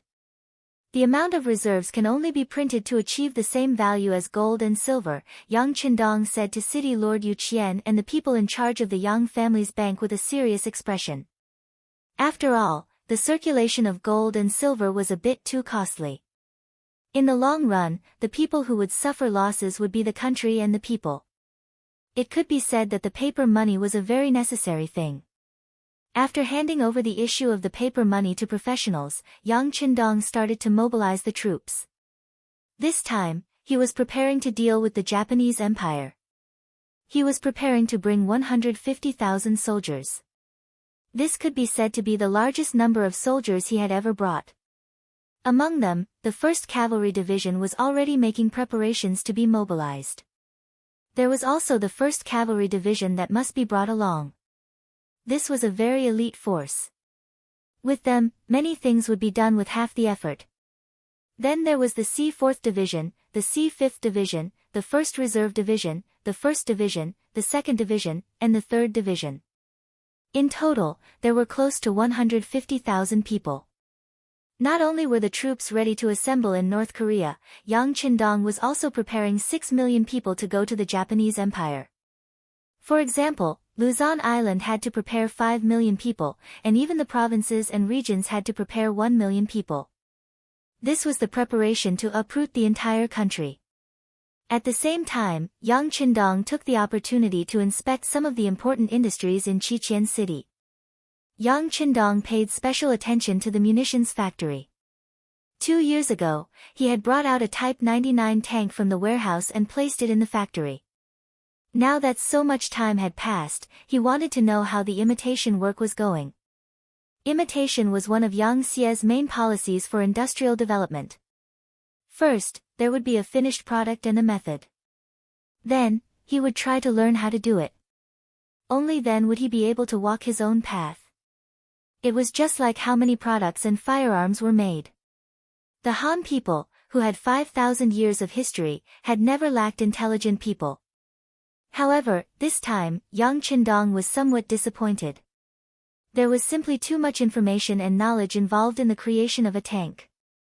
Even though there was already a finished product in front of everyone, they had never seen how it was used. Under the circumstances of how it was used, there was no way to imitate it even if they wanted to. Therefore, this time, Yang Qindong came to the munitions factory to demonstrate how to use the tank. Clear the area. Except for the necessary relevant researchers and the main leaders of the munitions factory, everyone else was cleared out of the area. Then, Yang Qindong walked into the big iron tool with a tank hat on his head. Under everyone's gaze, the tank that was filled with fuel started moving. With a roar, it walked out of the secret workshop and appeared in the empty field. This scene was too much of a shock to everyone. The roaring sound had already frightened everyone. When they saw that this thing could already move under the control of a single person, everyone present widened their eyes and looked like they had been shocked silly. Then, an even more shocking scene appeared. After the tank arrived at the field, it first moved quickly and skillfully turned. Along the way, it knocked down many obstacles that had been prepared beforehand. Then, it stood still and fired at an area that had been marked out long ago. In the roar of the explosion, the target area a few miles away was hit, and smoke rose from it. Plop! This eye-popping scene attracted everyone present to kneel. Even the city lord Yu Qian, who accompanied Yang Qindong to watch, and Yang Er, who had been following Yang Qindong for many years and had long been accustomed to various miracles, also knelt on the ground. Yang Qindong was very powerful. He was once called the Lord God, as if he was a god that had descended to earth. But even if they were fully prepared, the moment they saw the shell fired, everyone was still shocked and knelt on the ground. They didn't dare to imagine. If this iron tool were to be used on a large scale, once it appeared on the battlefield, who would have the ability to stop it? They were afraid that when the time came, it would only be a rush, and the thousands of soldiers and horses would be scared silly and scattered. When everyone knelt on the ground, the tank extinguished the fire and stopped. Yang Qindong, with a tank hat on his head, got out of the cockpit. His appearance here attracted loud shouts that shook the heavens and the earth. If one listened carefully, they would hear the three lords of God talking non-stop. Well, this thing is somewhat magical, but it's more of a function of technology. So, you choose 2 people, and I'll teach them how to drive and operate it. When Yang Qindong's voice resounded in the training ground, for these 2 places, the people below could be said to be red in the face and ears. They all wanted to feel the power of this iron tool, and they all wanted to be in close contact with the divine object. For a full 10 days, except for going back to the palace to visit his son and daughter at night, Yang Qindong stayed in the training ground most of the time. And this place had been taken over by Long Wei. No one was allowed to approach without orders, or they had the right to act first and report later. It was precisely because they had seen the power of the tank that Long Wei believed that any level of defense was appropriate. In 10 days, the 2 disciples taught by Yang Qindong had barely finished their apprenticeship. Next, they could only rely on continuous practice to reach the level of familiarity. After that, Yang Qindong left the training ground and returned to the palace. There was news from the Japanese Empire that internal strife had begun, and now it was already April 1457. Back to half a month ago, in the Japanese Empire's capital, Qing and Beijing. Princess Junko, who had returned to the Japanese Empire for 2 years, made use of her strengths and established a school called Jinxing Academy. She widely accepted students and taught advanced knowledge, which was constantly expanding its influence. When Jinxing Academy was first established, it didn't attract much attention. On the contrary, it attracted people's ridicule. In the Japanese Empire, the status of women was naturally subordinate to men. They often believed more than China that a woman without talent was virtuous. It was not surprising that Junko was a princess. Fortunately, Junko's actions received the support of the emperor, who was also his father, the Garden Emperor. There was no other way. His son, Chenin, was only 15 years old, and Junko, who was already 20 years old, naturally became the person that the emperor valued. Speaking of which, the emperor only had a good name, but his life was not easy. In the history of the Japanese Empire, since the end of the Heian period, the emperor, who originally had absolute control over the Japanese Empire, began to lose his power. In 1192 AD, Minamoto no Yoritomo established the Kamakura shogunate, and the emperor began to fall and became a puppet of the Kamakura shogunate. Later in history, the emperor became a puppet of the Muromachi shogunate. The emperor became a puppet of the shogunate for more than 600 years. Not only did he not have any real power, but sometimes even his basic necessities, such as food, shelter, and transportation, and holding ceremonies, had problems due to financial constraints. The most typical example was the 103rd generation Emperor Hotta Miyamoto. He was Junko's younger brother.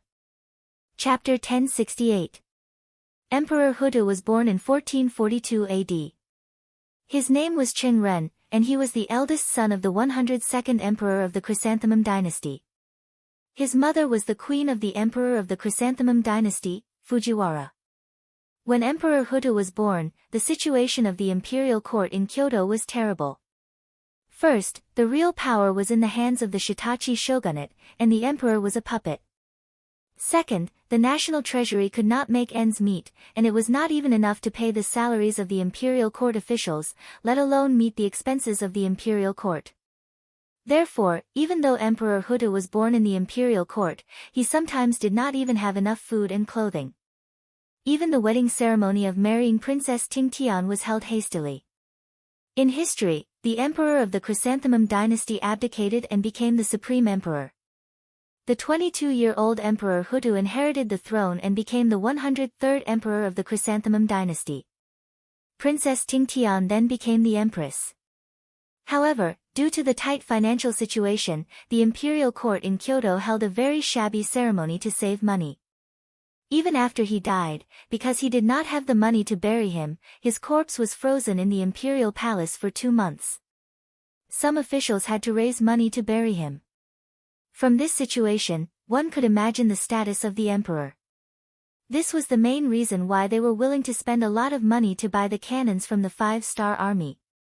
It was because the military and political power was controlled by General Ashikaga Yoshimasa. If he did not die, the imperial family would never be able to rise up. However, Ashikaga Yoshimasa's whereabouts were uncertain. No one knew when he went in and out of the general's house. The emperor only bought 1 cannon and 2 bullets from the 5-star army, so he did not dare to take the risk. Since his daughter was willing to come out and do something, the emperor would definitely support her. It was this Jinxing Academy that no one thought highly of. After 2 years of development, they could not recruit any students, but now, there were people who were willing to take the initiative to learn. They could not satisfy the 50 students they taught at one time, which attracted the attention of other forces. General Ashikaga Yoshimasa was one of them. First, he sent people to catch the former student. After some investigation, he found that the former student was extraordinarily talented. However, he was just the most ordinary student in the first batch of students in Jinxing Academy, but he had such a great change, which attracted the attention of the general. Since she is capable, beautiful, and a princess, then let's marry her. General Ashikaga Yoshimasa said to his subordinates. Soon, the news that the general wanted to marry Princess Junko spread among the higher-ups. Some abilities should be used, this was the attitude of the strong to the weak. Maybe he wanted Junko to work for him, or maybe he just wanted to marry Junko and throw her at home as a concubine and live a peaceful life. But no matter what the result was, the emperor's power of the emperor. Of course, Junko wouldn't agree to it. She went to the emperor and expressed her determination that she would rather die. How could the emperor did not know his daughters? But what could he? He didn't have much military power, and he didn't have any political partners. He couldn't win. Just when the emperor was at his wit's end and Junko was about to commit suicide, a savior appeared. Oda Nagamasa was a powerful general in the capital of Qing. He was also the only collaborator that the emperor had managed to rope in over the years. He proposed that he could agree to the Supreme General's request, but before the wedding, he wanted to meet the Supreme General to discuss some details. The location of the meeting was set at the Supreme General's mansion. The military system of the Japanese Empire was divided from the bottom to the top. It was divided into soldiers, infantry captains, in charge of 100 people, infantry captains, in charge of 500 people, elders, in charge of 1,000 people, generals, in charge of 2,000 people, magistrates, in charge of 10,000 people, chiefs, in charge of 20,000 people, daimyo, in charge of 50,000 people, generals, in charge of 60,000 to 80,000 people, generals, in charge of 60,000 to 80,000 people, and the emperor at the top. Oda Nagamasa was one of the generals with real power under General Ashikaga Yoshimasa. He had more than 70,000 soldiers. He came up with this idea to kill the general and replace him. Before, he couldn't find a chance to attack Ashikaga Yoshimasa. Why not use this opportunity to trick him into coming to the general's mansion and then kill him in one fell swoop? In this way, Oda Nagamasa could replace him, and the emperor's power could be restored to a certain extent. This idea was quickly supported by the emperor and Princess Junko. This was their reply to the great general, and the great general agreed without hesitation. There had been news about the imperial family purchasing a cannon from the Five Stars Palace. But after so many years, there was no news about it, and it gradually faded away. Even General Ashikaga Yoshimasa thought it was fake news. It was precisely because of this that the general politely agreed. He thought that the royal family wanted to save face, so he would give them face. In the future, when Junko became his woman, wouldn't he be able to bully her however he wanted? With a good start, the plan was carried out smoothly. The day before the agreed meeting, the Type 59-1 130mm cannon that he had spent 10 million taels of silver to buy finally took off its disguise after being covered in dust for many years.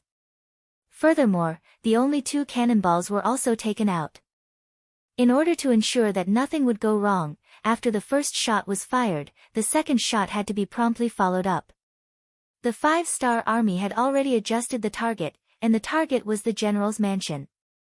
No one dared to touch it in these years, and now it was finally the time to use it.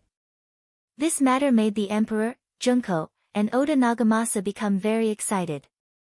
After a long night of waiting, dawn finally came. When the time of the meeting was getting closer and closer, the emperor and the others held their breath.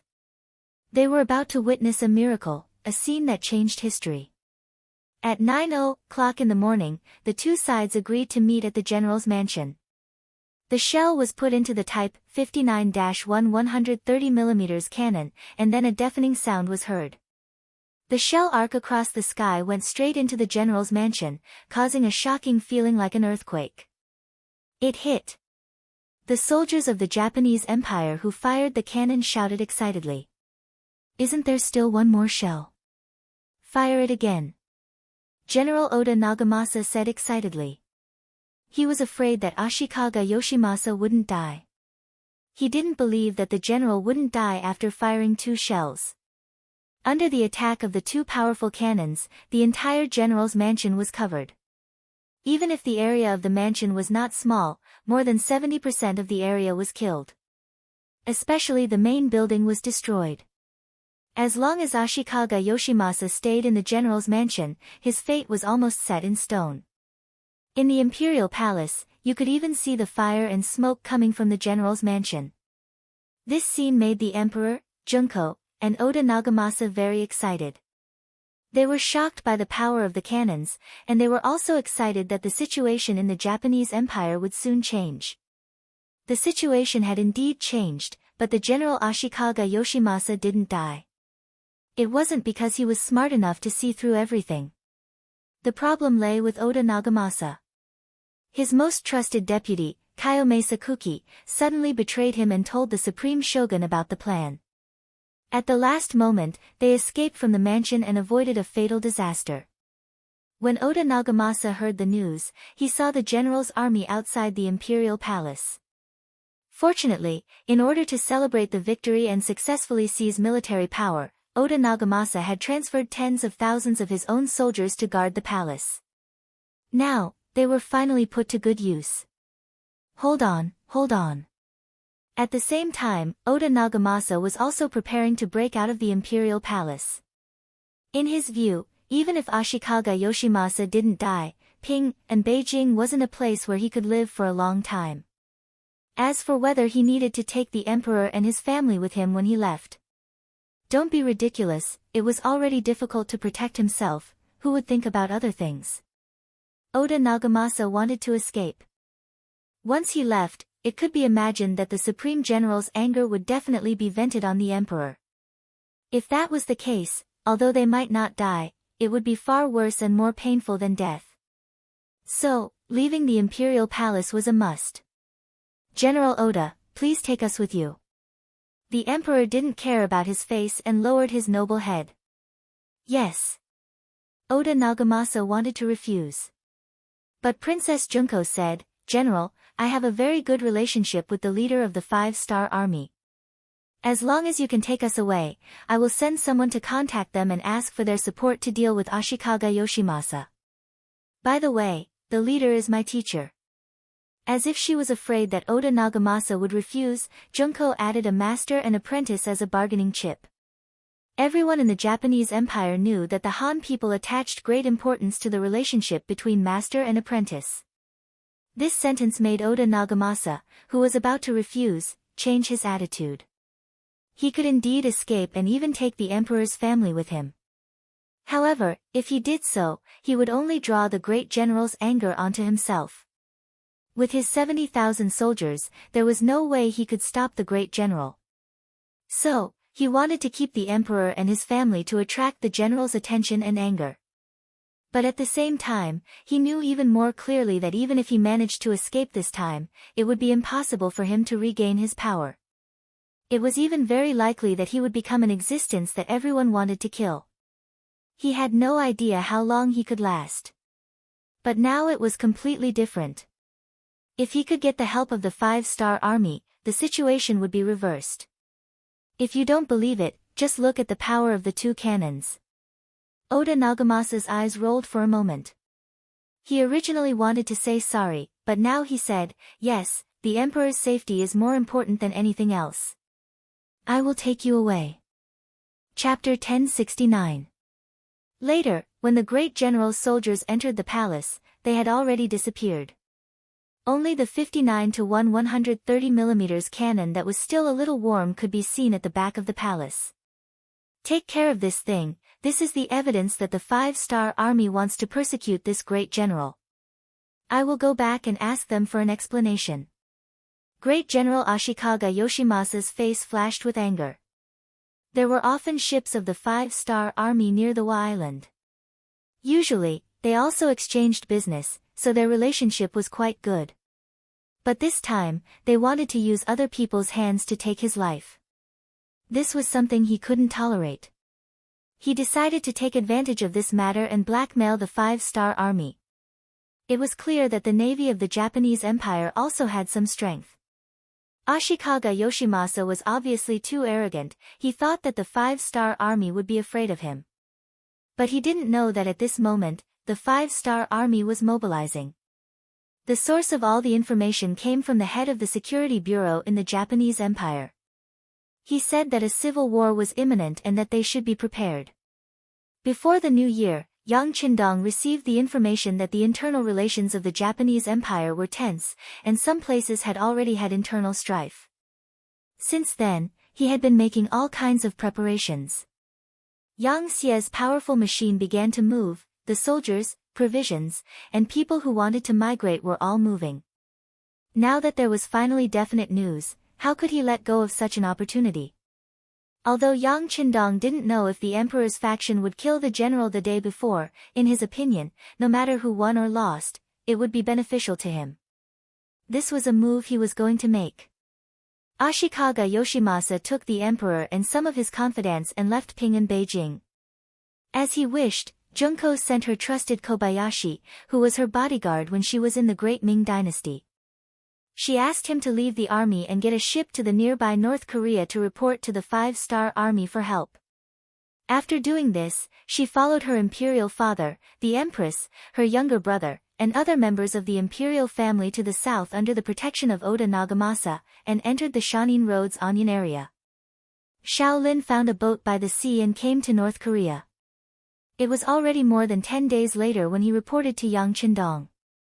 Holding the telegram from North Korea in his hand, he didn't look too surprised. However, the cannon did not kill Ashikaga Yoshimasa. This would make it more difficult for him to conquer the Japanese Empire. Fortunately, he had never thought that such a powerful figure would die so easily, so he had already made sufficient preparations. Yang Qindong put the telegram aside and gave the order to Beta Persei, who was following beside him, order Long Wei to get ready to depart.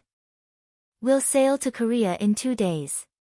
With horses, they were called Haiki, and without horses, they were called Long Wei. This was an extremely elite, well-equipped, and particularly combat-capable army. They were also the strongest protection around Yang Qindong. Often, wherever they appeared, it meant that Yang Qindong would also appear there. There were only 2 days to prepare, but for an elite army, the time was more than enough. The reason why Yang Qindong left 2 days to make arrangements was that he wanted to take a good look at his son and daughter. His son Yang Bo was still too young. Instead of looking at him, it was better to look at his mother, Hu Yen. He talked about his next itinerary and apologized. As the first madam and Yang Qindong's legal wife, Hu Yen was originally a kind and virtuous woman. Although she was very worried, she didn't blame him at all. Instead, she advised Yang Qindong to be careful. She also said that the next time he came back, little Bo should be able to run all over the place. After leaving Hu Yan's palace, Yang Qindong went to see his daughter, Lele. In contrast, she was much cuter. As soon as she saw Yang Qindong, she hugged his neck like a wombat and didn't want to come down. She kept calling him father. Yang Qindong also liked Lele very much. He even specially created a song for her, "The king brought me to patrol the mountains," saying that she was his little princess. Logically speaking, with his current status, it was really degrading for him to touch and play with these songs. But when did he ever put these customs in his eyes? Just based on this matter, it attracted the envy of many people. The attitude of the servants in the palace towards Lele became more friendly and respectful. Yang Xia also had many similarities with other dynasties. For example, the people below were also very understanding. Whoever was favored would be more popular. Fortunately, Yang Qindong also treated the other madams very well. At least, he did his best to treat them equally. In addition, Hu Yan, as the legal wife of the princess consort, had no intention of suppressing any of her younger sisters. This allowed the palace to appear to be harmonious. Even if there were some disputes, no one would show it on the surface. Whether the backyard was stable or not was directly related to the situation on the front line. Seeing that the backyard was fine, 2 days later, Yang Qindong took the last 1,000 Long Wei to leave on the transport ship and went straight to North Korea. At this time, the Japanese Empire had already started a war, especially in the Onion area. The army sent by the great general Ashikaga Yoshimasa had already fought with Oda Nagamasa's army. Ashikaga Yoshimasa's reason was dignified. He said that someone had kidnapped the royal family, and he came to rescue them. Oda Nagamasa was also not incompetent. He held the emperor hostage and ordered his vassals. He said that someone wanted to rebel, and he was protecting the emperor. He also asked others to do the same as him, to make their own efforts and contributions to protect the royal family and the emperor. Everyone said that they were right, and everyone said that they were righteous. The two groups of people fought together. The other forces of the Japanese Empire that received the news didn't intervene. If they rashly acted without seeing the result, it was very likely that they would become cannon fodder. No one who could become the leader of a force was a fool. When Yang Qindong arrived in North Korea nearly 20 days later, the situation in the Japanese Empire was already very critical. From the feedback of the intelligence department, it was obvious that the great general's side had the advantage. He had always been in charge of the military and political power of the whole country. Oda Nagamasa was just one of the vassals. Naturally, their strength was not equal. It seemed that he couldn't hold on any longer. The governor of North Korea province, Zhang Yi, had already done the logistics work for the army. Some of the people who came here first were also properly settled by him. When the five-star army entered the territory of the Japanese Empire and stood firm, he would immediately send people to make sure that they occupied a place. This was to ensure that they didn't go back and forth and didn't cause extra trouble for the army. Yang Qindong praised Governor Zhang Ye's work. Then he called a group of military generals and pointed at Tsushima Island in the Japanese Empire's terrain on the sand table.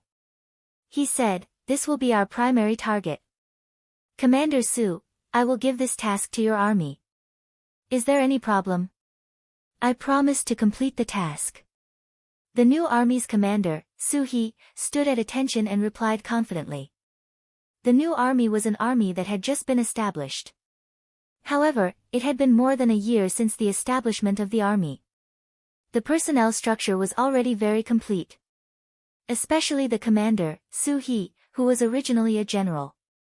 Since he was captured by Yang Qindong, he had repeatedly made contributions to the army. Under the leadership of such a strong general, the combat power of the new army had been constantly improving. What they lacked now was actual combat experience. It was because of this that Yang Qindong transferred the new army to the front line this time. It was to give them a good opportunity to fight. In Yang Qindong's eyes, the Japanese Empire was not worthy of being called a big enemy. His real enemy was still the grassland.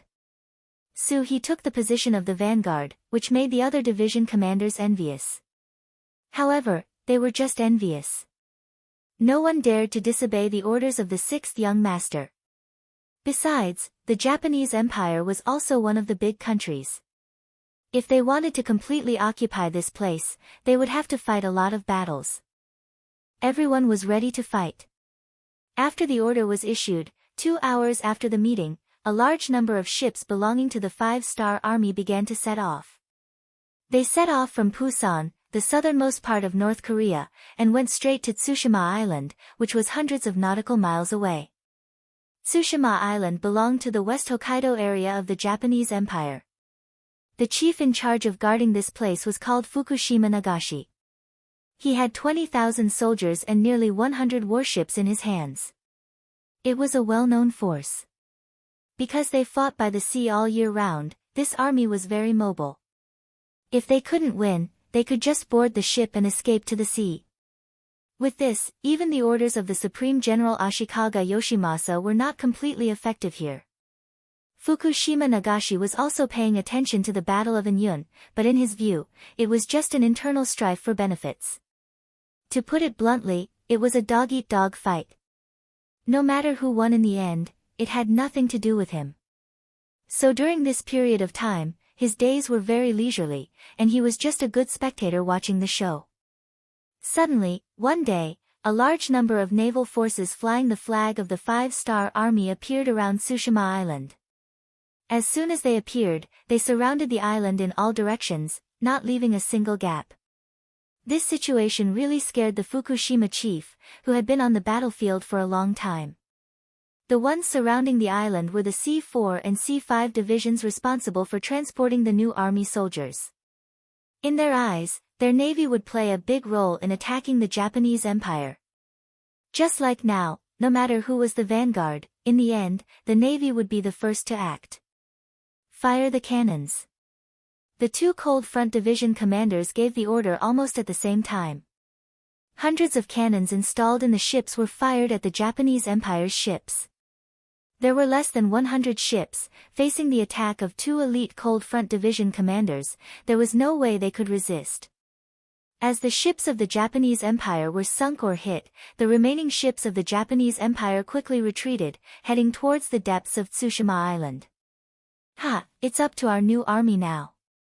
Pass down the order, prepare to land. Suhi said excitedly. He was afraid that the two Cold Front Division commanders would fire directly into the depths of Tsushima Island. If that happened, he wouldn't live up to his name as the vanguard. Fortunately, these people knew how to endure, and gave him the opportunity to attack. Chapter 1070. Speaking of which, why wouldn't the two commanders of the Cold Front Division want to take down Tsushima Island directly? They also have the strength to do so. However, if the cannons were to fire, they would inevitably kill more people of the Japanese Empire. It wasn't that they couldn't bear to do so. This could be seen from the attitude of the sixth young master towards this place. It seemed like the sixth young master had some resentment towards this place. The reason why they didn't fire the cannons was because they wanted to give the new army a chance to train their soldiers. At the same time, they could also save some cannons. After all, every cannons fired were worth a lot of money. So far, the production rate of cannons was still very low. Moreover, from time to time, substandard products would appear. Cannons had become a very precious item in the army. The soldiers of the new army couldn't wait any longer. As soon as the ship docked, they rushed towards the island like madmen. After losing the ship, Fukushima Nagamasa's combat strength had decreased by more than half. Quick, release the smoke, call for reinforcements. Fukushima Nagamasa, who was forced to retreat back to the island, heard from his subordinates that countless five-star troops had already begun to disembark and fight. Immediately, he was scared out of his wits and screamed in horror. Calling for reinforcements was something he learned from Huaxia. At the time when there was no telecommunications, this method was still somewhat effective. At least, it notified others that there was a foreign invasion on Tsushima Island. However, it was a pity that the five-star army had been planning for a long time. How could they give them any time to breathe? He and his comrades didn't know how many times they had dreamt that they would appear in the Japanese Empire and start a massacre. Now, their dreams had finally come true. Yang Qindong's order was to show no mercy. Anyone who resisted would be killed without mercy. It's just a small island nation. How dare they overestimate themselves and spy on Huaxia? How dare they try to swallow an elephant? Now was the time to deal with them. There was no need to be soft-hearted or have any scruples. This was because he was giving them a taste of their own medicine. Moreover, he was paying them back 100 times. The new army entered Tsushima Island in a mighty manner. The 4 cavalry divisions mounted their horses and launched a fierce attack. In front of Fukushima Nagashi's army, which did not possess any firearms, not even the most primitive firearms, the appearance of more than 30,000 cavalrymen was like a tide of beasts, instantly drowning them. The frontmost Japanese army was forced to retreat, suffering heavy casualties. Cavalry had a natural advantage over infantrymen. They were both using cold weapons, but they were destined not to be opponents of the same level. There would only be one result in this clash. The cavalry would slaughter in all directions, and the infantry would be defeated like a mountain. It was the first time for many of the new army soldiers to go to the battlefield, but each of them had undergone at least half a year of hard training before coming here. They had long memorized the things that they should pay attention to. Right now, they were just performing at the level that they had been training for. Facing the Japanese army that had no fighting spirit and only knew how to continuously retreat, even if they were a little flustered, they quickly got used to it. After all, it was the easiest to fight a battle where the wind was blowing. This was the reason why Yang Qindong sent the new army for the first battle. In contrast, the new army had the least amount of combat experience among the 150,000 soldiers he brought with him. This was a chance for them to make up for their shortcomings. It was true that the new army was a new army, but their combat strength was not the weakest. They had been training for a long time, and each soldier carried the hope and future of their family. Compared to the Yishi, and Yishi, their fighting spirit was much stronger. After the victory of the first battle, the new army's morale was high. They lined up on the island and waited for Yang Qindong to inspect them. It was said that morale was built through fighting. The situation on the battlefield was one-sided.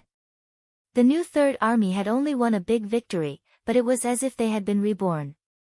Many of the new soldiers had successfully accepted the baptism of the battlefield and completed the transformation from new soldiers to veterans. The opponent in this battle was only 20,000 people, and they were not well prepared. Victory is deserved. This was the first sentence that Commander Su He said after seeing Yang Qindong. Yang Qindong nodded approvingly and said, "Very good. Since that's the case, I'll give you another chance to perform. Next, the new Third Army will cooperate with the other divisions to take down all the territories of the West Sea Road. Are you confident?" "Yes." Su He just answered instinctively, but then he realized what Yang Qindong meant. He couldn't help but widen his eyes and said, "Don't we have to go to the Onion area first? Princess Junko and the Emperor of the Japanese Empire are there." The Onion area was in the Shanin area. From Tsushima Island, they needed to go north. The West Sea Road was in the east of Tsushima Island. This was a completely different direction. It was no wonder that Su-He was so surprised. "No need. Everything is going according to plan." Yang Qindong had no intention to explain. Or rather, he didn't want to explain anything at all. Only he knew the real reason. He wanted to take advantage of this internal strife to take over the entire Japanese empire. Not only that, he didn't want to take over the Japanese royal family. What a joke.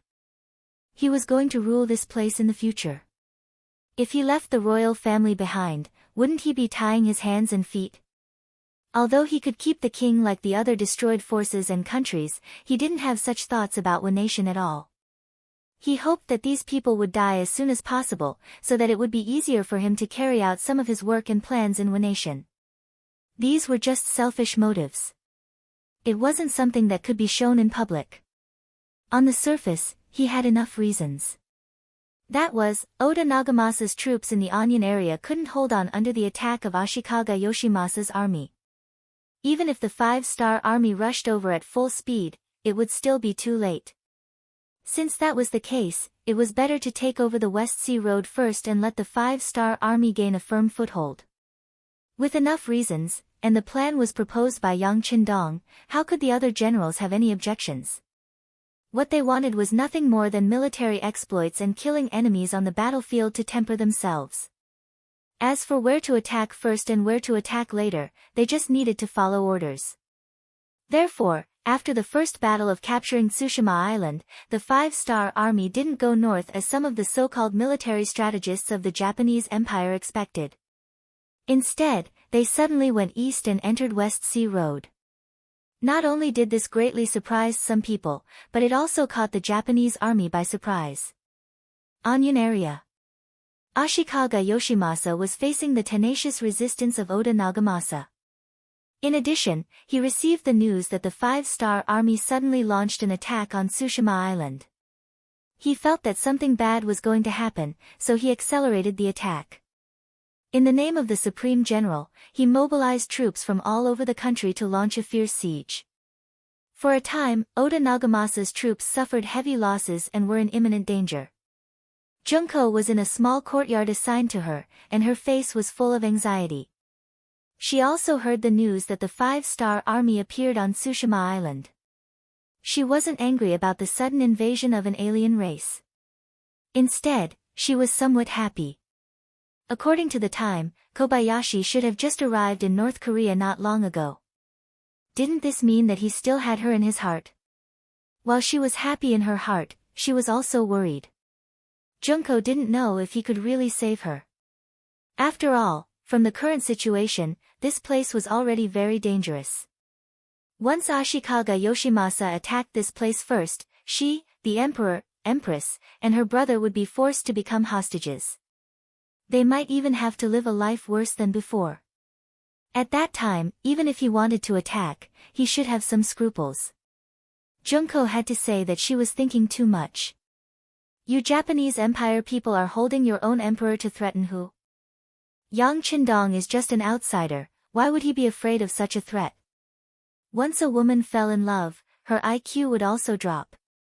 Junko was like this. She optimistically thought that the 5-star army came to save her.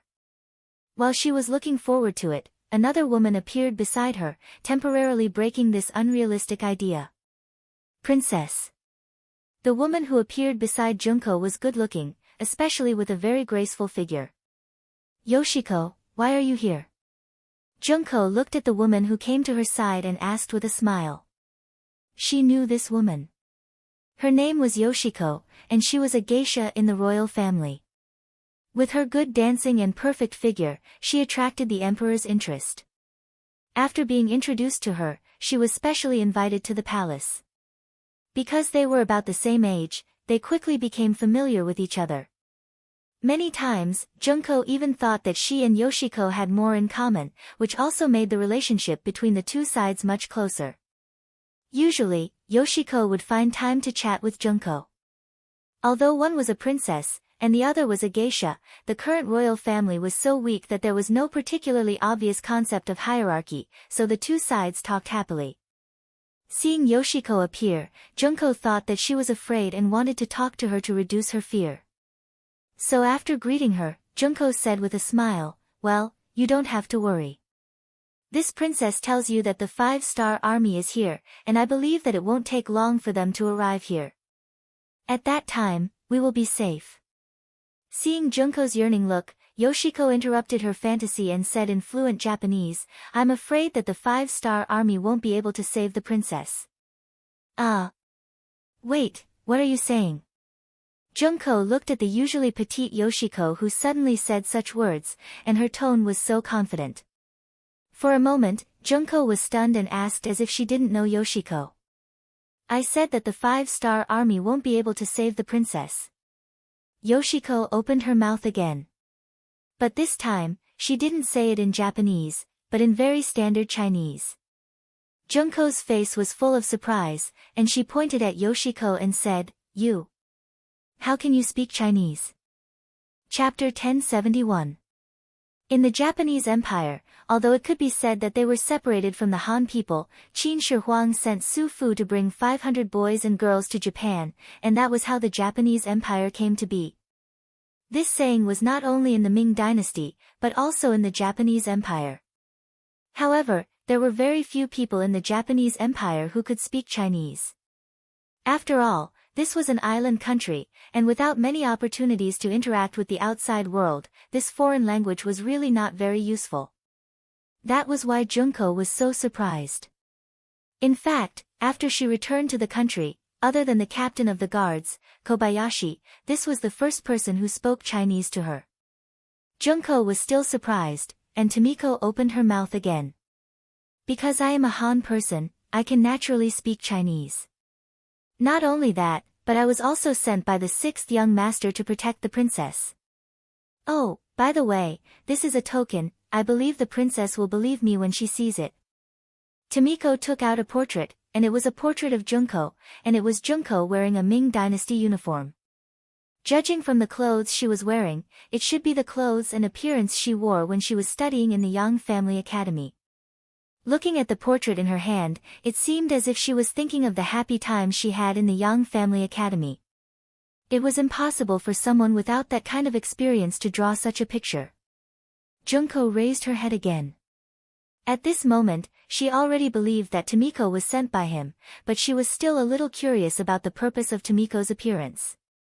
You are not from the Japanese Empire, and you are not a geisha, what is your identity? The princess is right, I am not a geisha, that is just a way to hide my identity and make you accept me.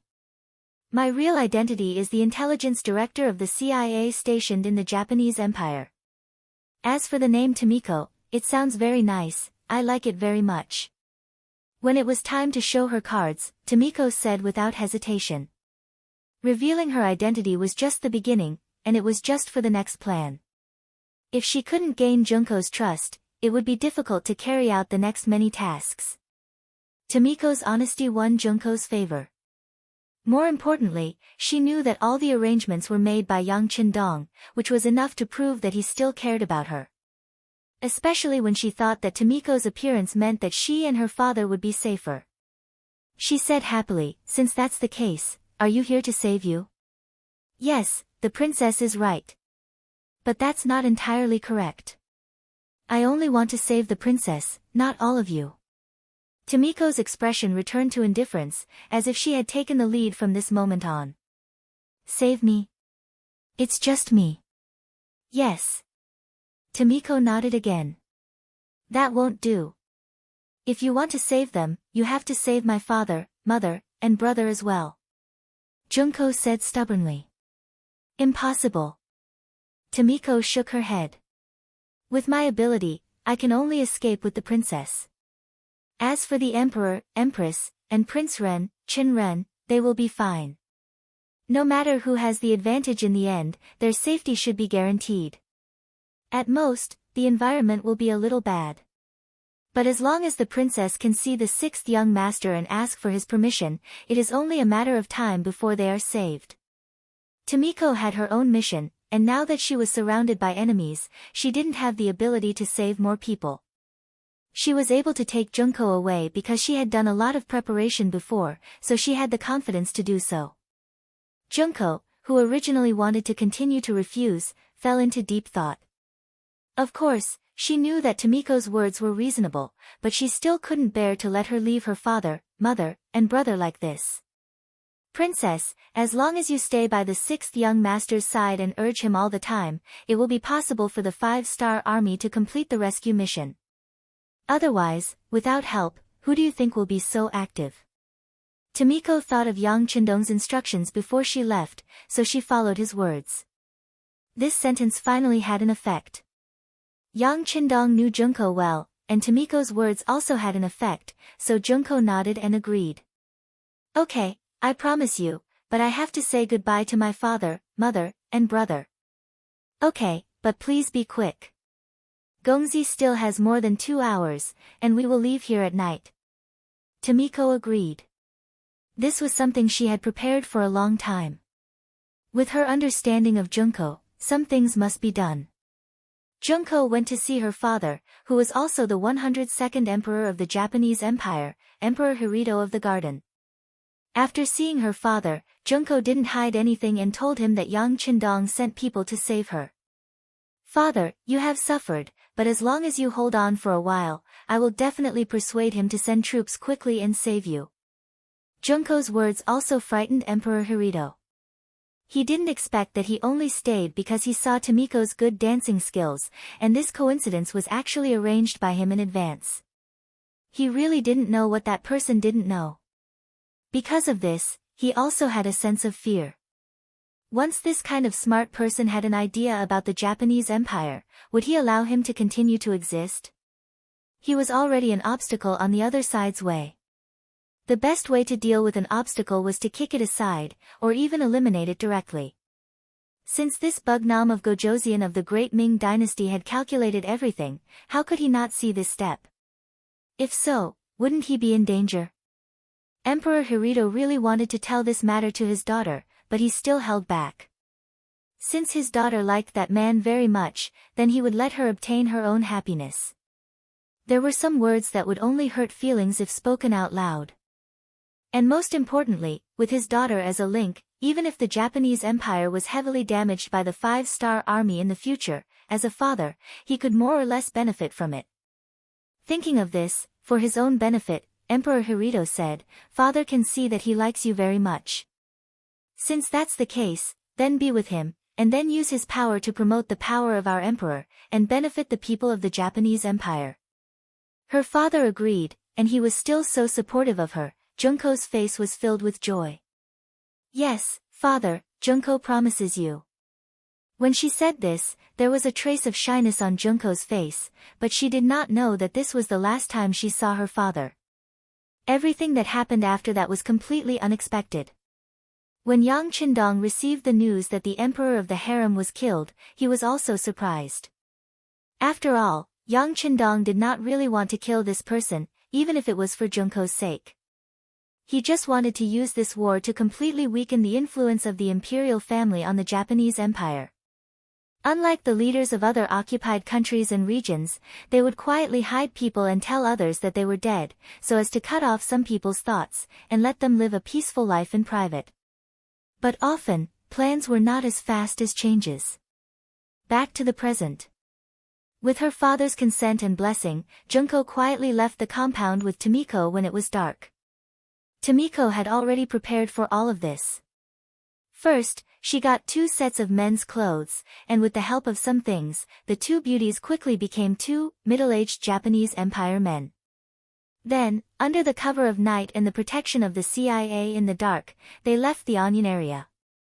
In order not to be discovered, Tomiko even found a woman who looked similar to Princess Junko. She spent a lot of money to find this woman from the Japanese Empire in order to delay the discovery of the princess's disappearance. The plan went smoothly. Junko was just a girl. In the eyes of Oda Nagamasa, her status was far less important than the emperor and his son, Prince Seiji. She was even less important than Empress Tengara. Junko, who was just a marginal figure, successfully left. Under the unified plan of Yang Qindong, the 5-star army didn't attack the Mountain Sun Path. Instead, they suddenly attacked the West Sea Path. The Chikuhu area, Feiho area, Oyu area, and Fengho area were successively attacked by the 150,000 5-star army in multiple ways. Faced with either long guns, short cannons, armored cavalry, elite soldiers, or a sea of soldiers, the defenseless West Sea Path quickly fell. Finally, the army gathered in the Fengqian area, which was the border between the West Sea Path and the Mountain Sun Path, and it only took 13 days. In 10 days, they took down one of the 7 major areas of Nation. Of course, it was because they were caught off guard. It was also because the West Sea Road was on the edge of the Nation, so the defense force was weak. But it also proved the strength of the 5-star army. After 13 days, the 5-star army gathered again and prepared to attack the Mountain Sun Path and Nagato area from the Fengqian area. The various armies, divisions, and regiments quickly gathered. Behind them, the 500,000 Han people and other foreigners from the Korean province were already in place. They were occupying and digesting the entire West Sea Path. At the same time, some of the Japanese Empire's citizens in the West Sea Path were also forced to board the 5-star army's transport ships. They were going to leave this place and go to other provinces under the Yangtze's control. For them, many of them might not be able to return to this place for the rest of their lives. The 5-star army obviously came prepared. However, the Japanese Empire's General Ashikaga Yoshimasa wasn't an idiot. After 13 days, under his fierce attack, Oda Nagamasa was finally defeated. He died, and some of his soldiers were killed. Most of them surrendered and became captives. This included the emperor, his empress, and his son, Prince Naruhito. The only regret was that Junko was missing. They only found a girl who looked like her. But it was only a girl who went missing. For the Japanese Empire, who valued boys over girls, it wasn't a big deal. Chapter 1072. The most important thing was that the Emperor of Japan was now in his hands again. General Ashikaga Yoshimasa was very happy. He sent Kiyomasa Kuki to bring the Emperor of Japan and his family back to the palace in Qing and Beijing. After that, he began to gather more people to prepare for the battle with the 5-star army. At the same time, he also wanted to see what reason Yang Qindong would use to start a war in the Japanese Empire if he couldn't save the Emperor of Japan. He could even see that Yang Qindong had no choice but to retreat. He was even prepared to beat the dog while it was down and take the opportunity to ask for compensation and other demands. The Japanese Empire was an independent island country. It had a large army and a strong navy. It wasn't like other small countries that could be destroyed easily. Their territory wasn't small, and they had a large population. If they wanted to escape, they could hide anywhere in the ocean. Even if they couldn't win, they could still escape. They could find an opportunity to come back and take revenge. This was where his confidence came from. It was also why he didn't show any signs of cowardice when facing the 5-star army. All these years, Ashikaga Yoshimasa had been in charge of the military and political power. This made his influence very large. Although some of the counties and villages under him had started to have internal strife for benefits. However, the appearance of the 5-star army put an end to this situation. When facing an external enemy, the people of the Japanese Empire were still able to grasp the situation clearly. They began to unite around the Japanese Empire's upper echelons with the general as the core. According to the information from the front lines, the Japanese army in the Sanyang Road had a total of 400,000 people. It was nearly 3 times the number of people of the 5-star army. In addition, the enemy was familiar with the environment and had sufficient provisions. A tough battle was unavoidable. If it was other forces, facing such difficulties, they would have a headache. They would have to consider whether or not it was the right decision to send troops this time. However, in the eyes of Yang Qindong and the 5-star army, this was nothing. They were used to fighting against the wind. Wasn't the 5-star army developed like this? Looking at the history of the 5-star army's growth, which time did they not win against the many? Which time did they not give people the feeling that they were the weak? It was just a Japanese empire. For the generals of the 5-star army who had experienced hundreds of battles, this was nothing. Just like now, in Yang Qindong's tent, 1st Cavalry Division Commander Tian Hu, new Army Commander Su He, C4 Division Commander Ding Yan, and C5 Division Commander He Gong were standing in a row, taking the initiative to ask for battle. The more difficult the battle was, the more one could prove one's ability by winning. When they saw that the Japanese Empire had deployed 400,000 soldiers, they all saw an opportunity. Division Commander Ding, Division Commander He can forget about it. Using the Navy as an army is an arrangement that can only be made when there is no other way. Yang Qindong opened his mouth and directly removed the C Division 4 and C Division 5 from the team. 6th Young Master, we. The 2 teachers were still indignant and wanted to continue fighting. You what? Do you know that the Japanese Empire has 300,000 soldiers? Your 2 divisions added together only have 10,000 soldiers. Isn't such a big piece of meat enough for you to chew on? Seeing that the 2 teachers still wanted to say something, Yang Qindong's words suppressed them and made them unable to argue. But in the blink of an eye, the 2 teachers heard something different. 6th Young Master, are you saying that the 300,000 Japanese Naval Division will be dealt with by our C Division 4 and C Division 5?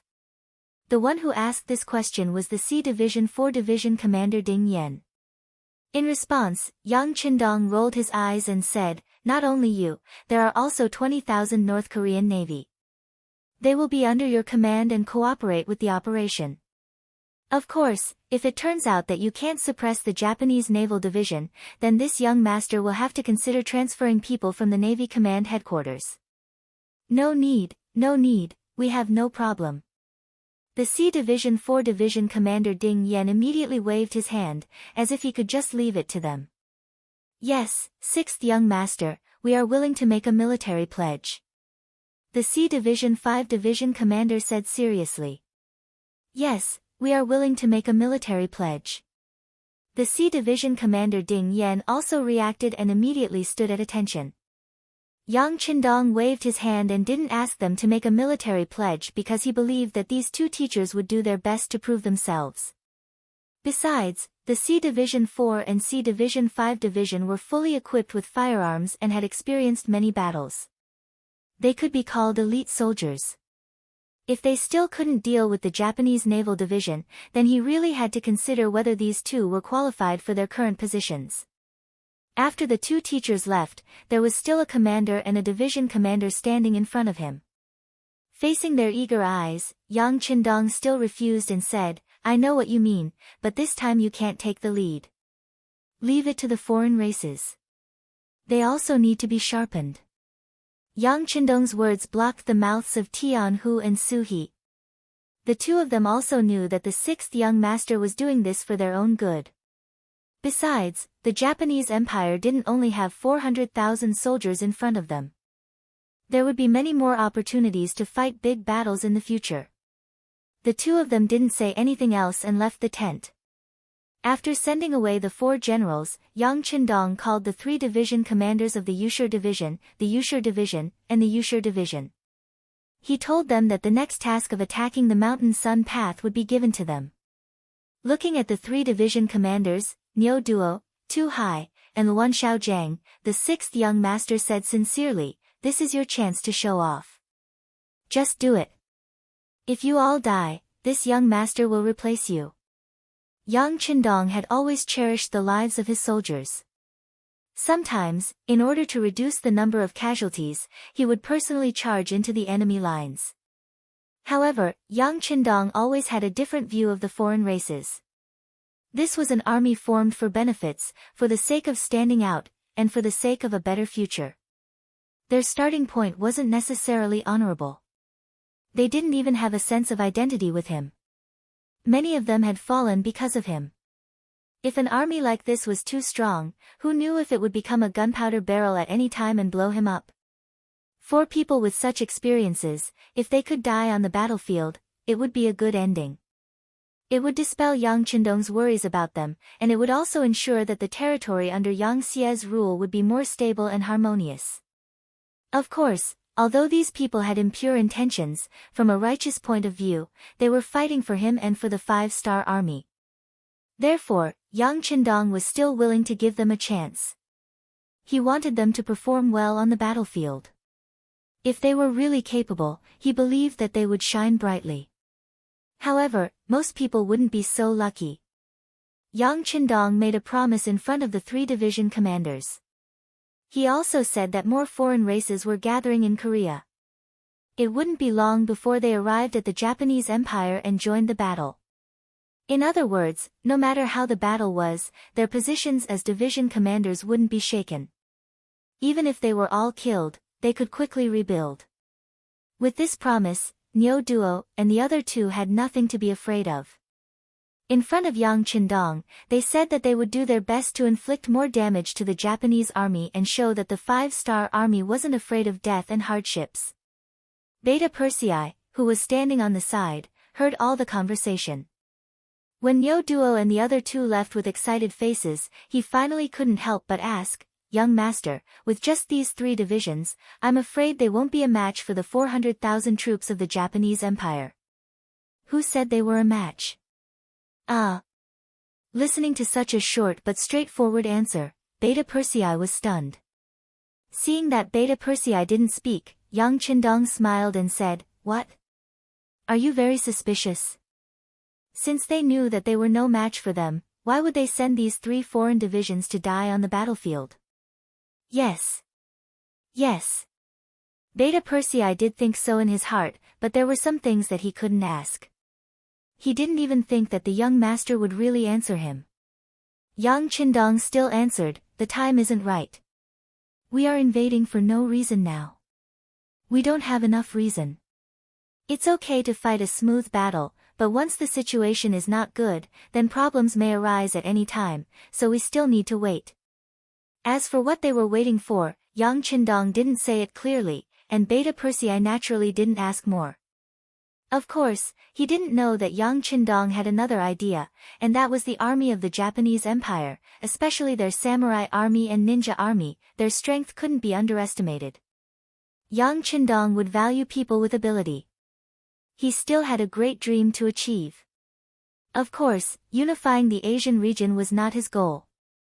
Now, unifying the Asian region and integrating the energy here to make sufficient preparations to attack other regions was what he wanted. If the main elite force was sent out at once, the casualties on both sides would not be small. This was not what he wanted to see. What he wanted was more captives, more people who could be used by him. Naturally, the timing was also very important. Next, Yang Qindong asked Beta Persei to find the captain of the Wolf Fang Special Forces, Tai Hu. Some of the following things needed to be done secretly. For example, the 3 foreign divisions were the vanguard. That was a battle on the surface, but in the dark, they needed the powerful Wolf Fang to take action.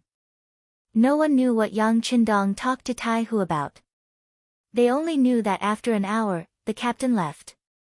Soon after, teams of Wolf Fang were sent out in different directions to various parts of the Japanese Empire. Ishikami District, under the jurisdiction of the Japanese Empire's Shaanxi Province, adjacent to the Shenyang Province's Anyan District. In a small town called Zhongda in Ishikami District, two young men were squatting under the eaves of a very ordinary house, each holding a broken bowl, and begging the pedestrians along the street. Under their ragged clothes, the backs of the two people looked a little thin and pitiful. There were rich people in every area, and naturally there were poor people. Beggars could be seen everywhere in Zhongda City, which was not rich. These two little beggars didn't attract any attention. Even when the patrolling soldiers on the street passed by them, they would never give them a second glance. Chapter 1073. Thus, the two beggars stayed on the main street in an ostentatious manner.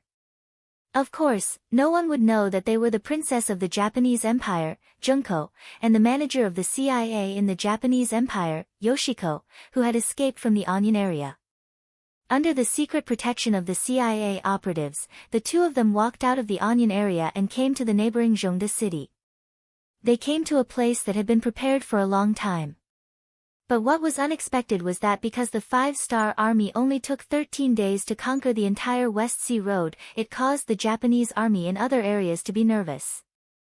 They increased the intensity of their patrols, and for any foreigners who suddenly appeared for any reason, they would strictly investigate them, fearing that they were spies sent by the Five-Star Army.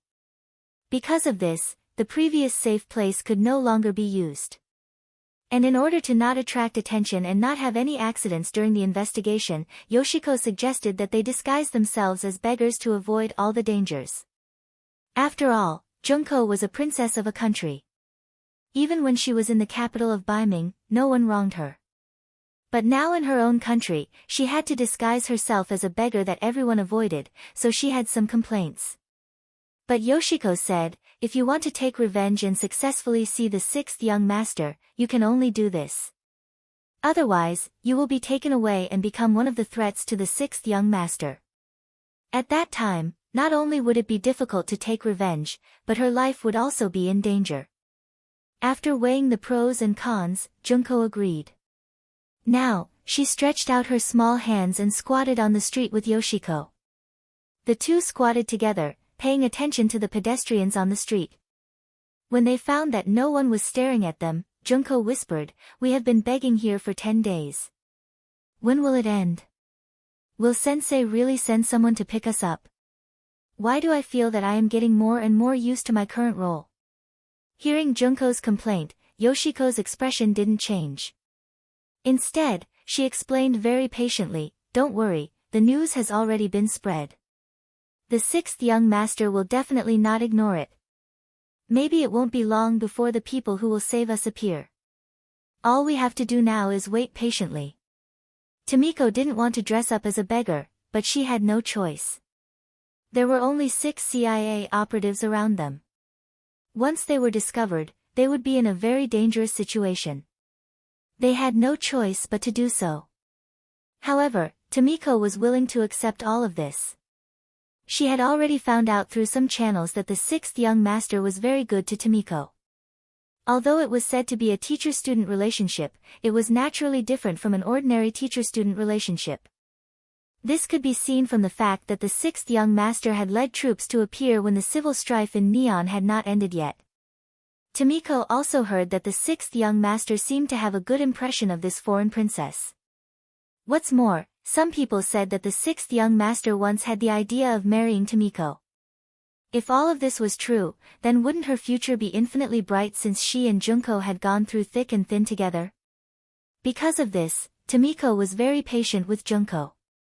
Even if they both became beggars, she didn't show the slightest resentment or dissatisfaction. Listening to Tomiko's answer, she thought that even an outsider could accompany her. What else could she be dissatisfied with? What else could she complain about?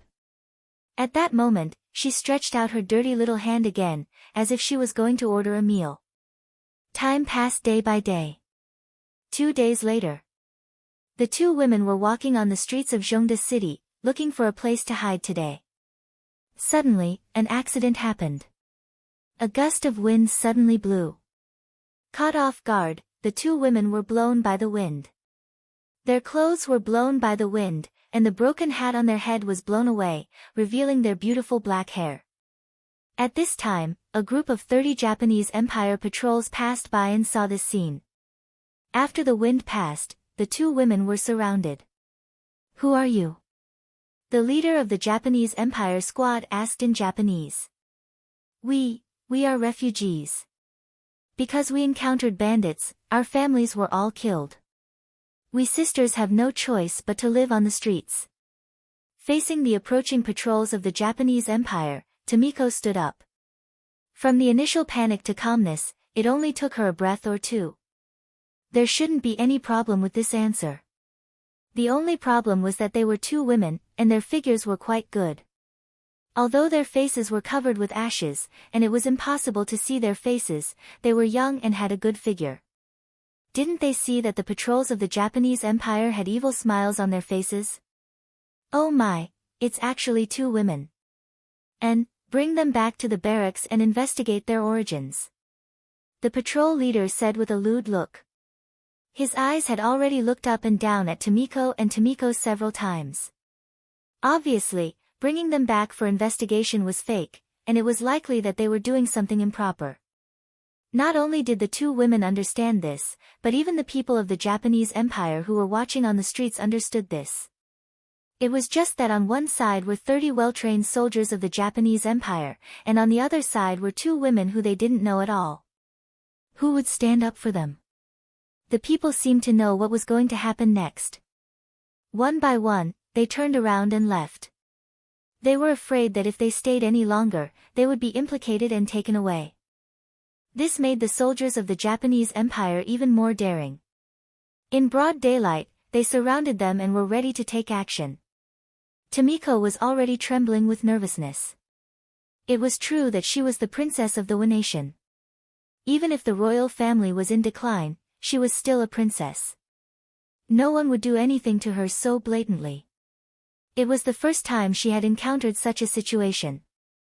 What should she do? What should she do? She also didn't know what to do. She could only tightly grab Tomiko's arm and curl her body into a ball. Tomiko's situation wasn't much better. She was assigned to work in the Japanese Empire after professional training. She was already prepared to encounter danger and even sacrifice her life. But the problem was that she wasn't the only one in danger. The princess was next to her. If it were her, she might have pretended to be obedient. In order to survive, she didn't mind accompanying these stinky men. As a female intelligence agent, she was already mentally prepared for this kind of thing. Something could happen to her, but Tomiko couldn't. She was the person who the sixth young master wanted. If something happened to her, how was she going to explain it to her superiors? How was the entire CIA going to explain it to the sixth young master? She couldn't avoid it, and she couldn't avoid it. Tomiko made up her mind. She bit her lip and suddenly raised her right leg to kick the patrol captain who was closest to her. To be able to enter the CIA, even a woman had to go through some military training to ensure that she had the ability to protect herself in a critical moment. Tomiko made her move. She kicked the opponent's crotch. The opponent gritted his teeth and sucked in a cold breath. His face was very ugly. It was obvious how serious the consequences were. For a moment, the other patrol soldiers were frozen in place. Obviously, they didn't expect that the two weak women would dare to fight back when surrounded by fierce soldiers. Could it be that they weren't as simple as ordinary beggars? Take them back. Another deputy captain was the first to come back to his senses. He took over the captain's position and gave the order. More than 20 patrolling soldiers agreed and prepared to besiege them. Then, an accident happened. An arrow suddenly pierced through the air and hit the back of a Japanese Empire patrol soldier. The powerful force directly penetrated the soldier's body. Plop. The Japanese Empire soldier who fell to the ground still had a pained expression on his face. His mouth opened and closed as if he wanted to say something. Obviously, he wasn't completely dead yet. This scene also shocked the other Japanese Empire Patrol soldiers. They pulled out their swords and stood back to back, guarding against any danger that might appear at any time and the arrows that might come out of nowhere. This situation lasted for 7 or 8 breaths of time. When they didn't see any more people or danger, the captain who had been kicked in the crotch had almost recovered. At least, he was able to speak. "Take these 2 people back. If they resist, I don't care if they live or die." One soldier had already died.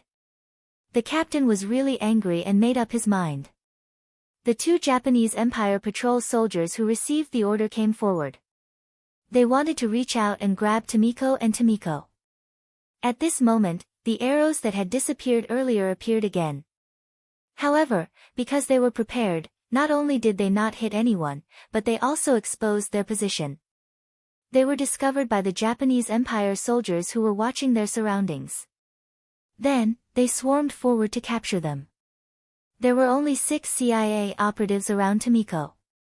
They were only responsible for providing cover. They weren't the best at fighting.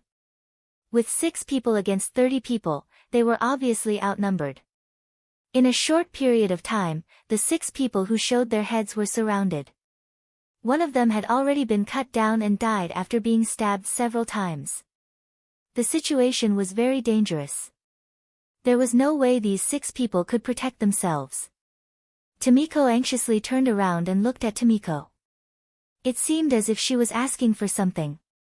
Tomiko understood. Tomiko wanted her to reveal her identity. However, she didn't think this would work. Her identity might be useful against people with status. However, to ordinary Japanese Empire soldiers, she was no threat at all. The difference in status between the 2 sides was too great. Not only that, but she might also bring shame to the imperial family by revealing her identity. Once her identity as a princess was exposed and she was blasphemed by ordinary Japanese Empire soldiers, she wouldn't be able to rest in peace even if she died. Tomiko shook her head and refused Tomiko's suggestion to reveal her identity. "Okay, then let's die together. At least we can be companions on the road to the afterlife." Tomiko's voice was a little sad. Then, she became determined. When she came to carry out the mission, she had mentally prepared herself for this. Now that she was willing to die to protect Tomiko, she was sure that the 6th young master would treat her family well. It could be considered a worthy death. Chapter 1074. Let's fight. The broken bowl in Tomiko's hand flew out as she got into a fighting stance. She was determined to die to repay the kindness of the 6th young master and the 5th madam, Sumunere. Tomiko also threw the broken bowl in her hand. When she was in the Yang Family Academy, she did a lot of physical training. Although she didn't learn properly, she still had some strength. At this moment, she also had the idea of dying together with the enemy. She clenched her fists tightly. "They're rebelling. Catch them. I want them to pay for all the torture." When the captain saw that the 2 women dared to clamor in front of him, he was furious. He had already decided to teach them a lesson. Even if the 2 of them died, he wouldn't let go of their corpses. The captain's eyes revealed a fierce look. All of this was seen by Tomiko and Tomiko. At the same time, they were also prepared to die. Not far away, only 2 of the 6 CIA operatives were left. One of them was seriously injured and looked like they were about to be wiped out. Tomiko, who had lost all hope, looked in the direction of Deming. At this moment, only Yang Qindong's handsome face flashed in her mind. Perhaps the only thing she did wrong was not staying by his side. Kill. Several Japanese Empire Patrol soldiers took the lead. In order to prevent themselves from being taken advantage of, each of them even held a battle sword. They looked like they would really kill the 2 women if they didn't cooperate. With a shout, 2 Japanese Empire soldiers took the lead and rushed forward. 5 steps, 3 steps. They were getting closer and closer to Tomiko and Tomiko. The 2 women gritted their teeth and took a deep breath, preparing to meet the attack head-on. However, at this moment, the sound of air being pierced was heard again. Arrows were shot from afar and accurately hit the chests of the two Japanese Empire soldiers. The powerful force directly caused the two to scream and fall to the ground.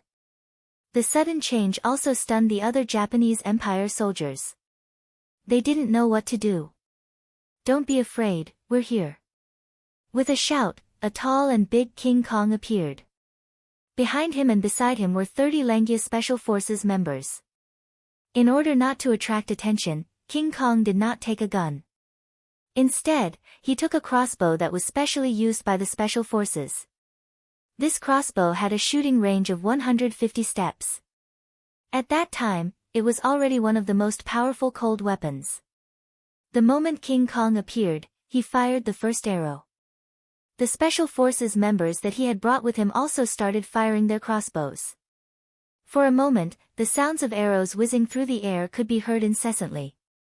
One after another, the patrolling soldiers of the Japanese Empire were shot and fell to the ground, dead. With the same number of people, the difference in combat power was like heaven and earth, bringing about different results. Retreat. Seeing the surrounding soldiers fall one by one, the patrol leader knew that things were not going well. He turned around and ran, wanting to go back and report. But just as he turned around, 2 arrows shot through his body at almost the same time, causing him to fall to the ground under the powerful inertia. With the captain dead, the rest of the soldiers were nothing to be afraid of. Just the arrows alone were enough to kill them. From the beginning to the end, the Langia Special Forces members did not have the slightest bit of close contact with the patrolling soldiers of the Japanese Empire. The outcome of the battle had been decided. In the blink of an eye, 30 patrolling soldiers were all dead.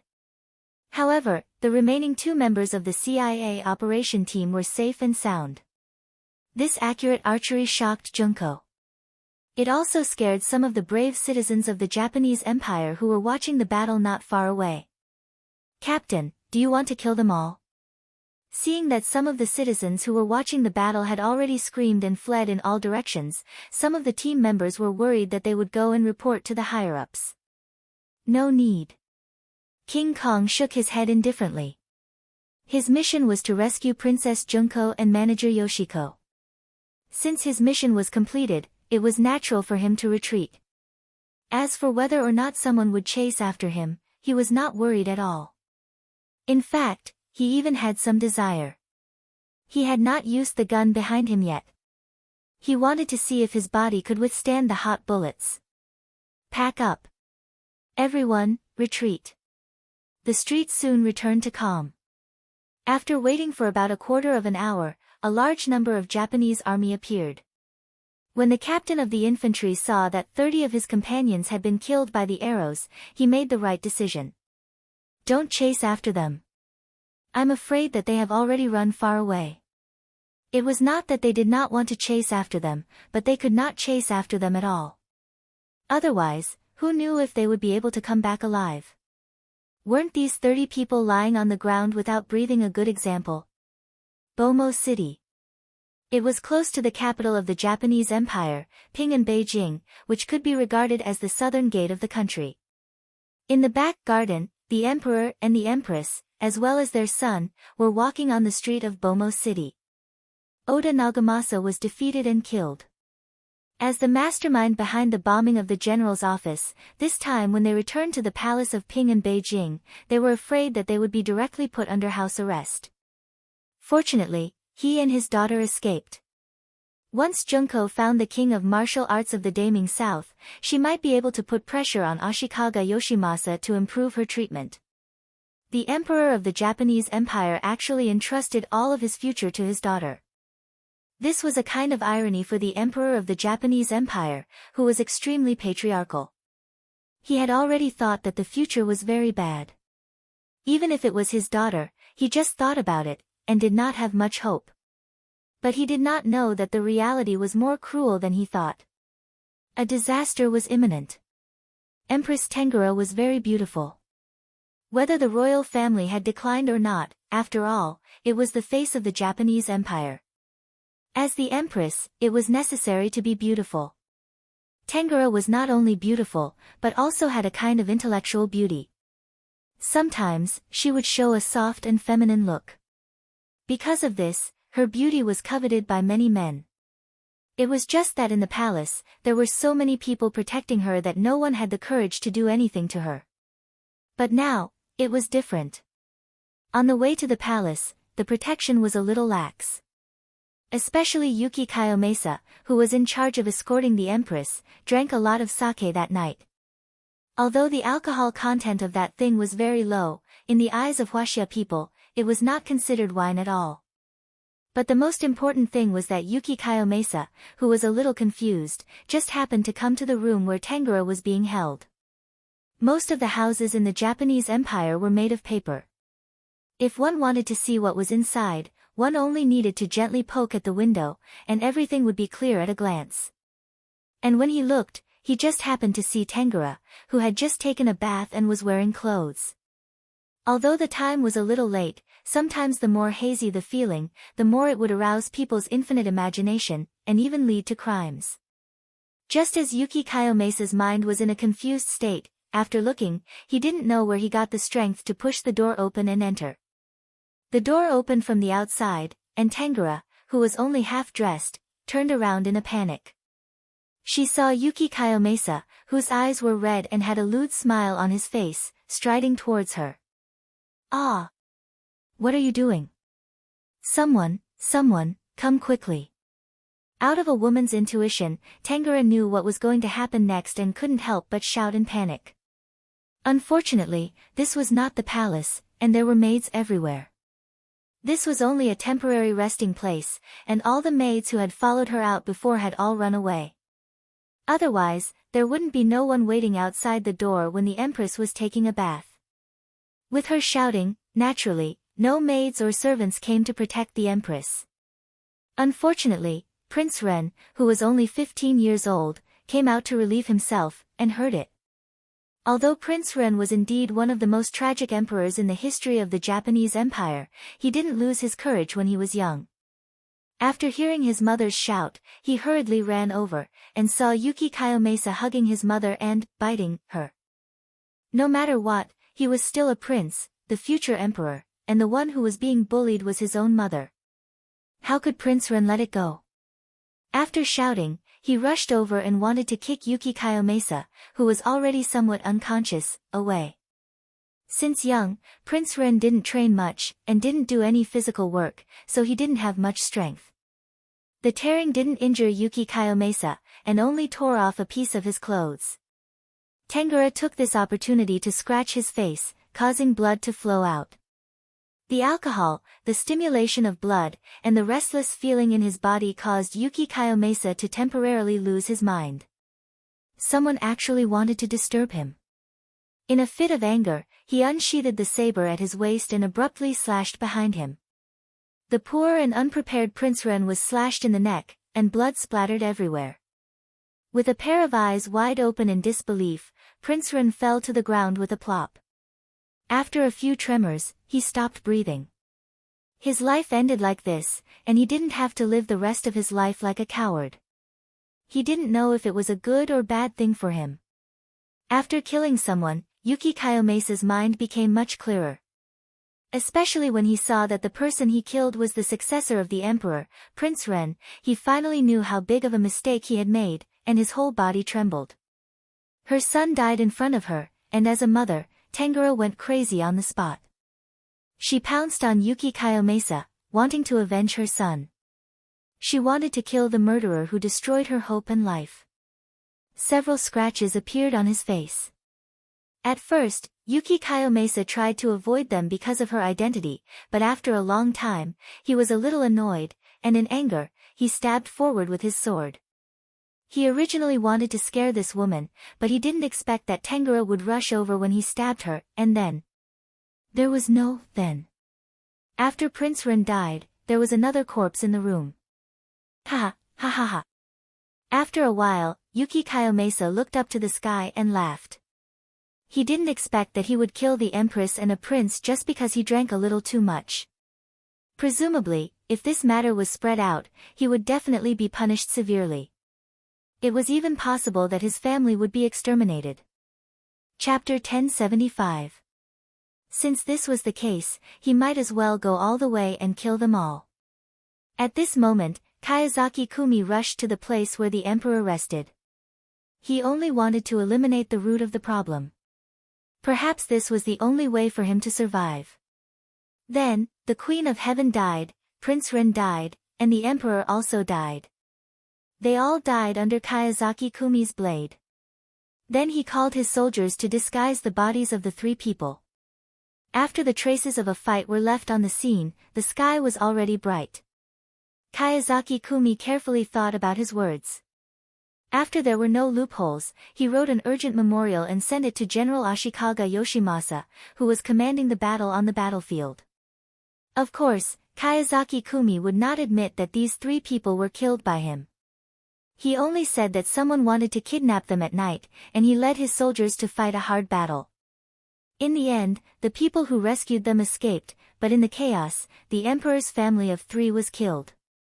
This big event, as the only relative of the three people who died, Princess Junko didn't know about it.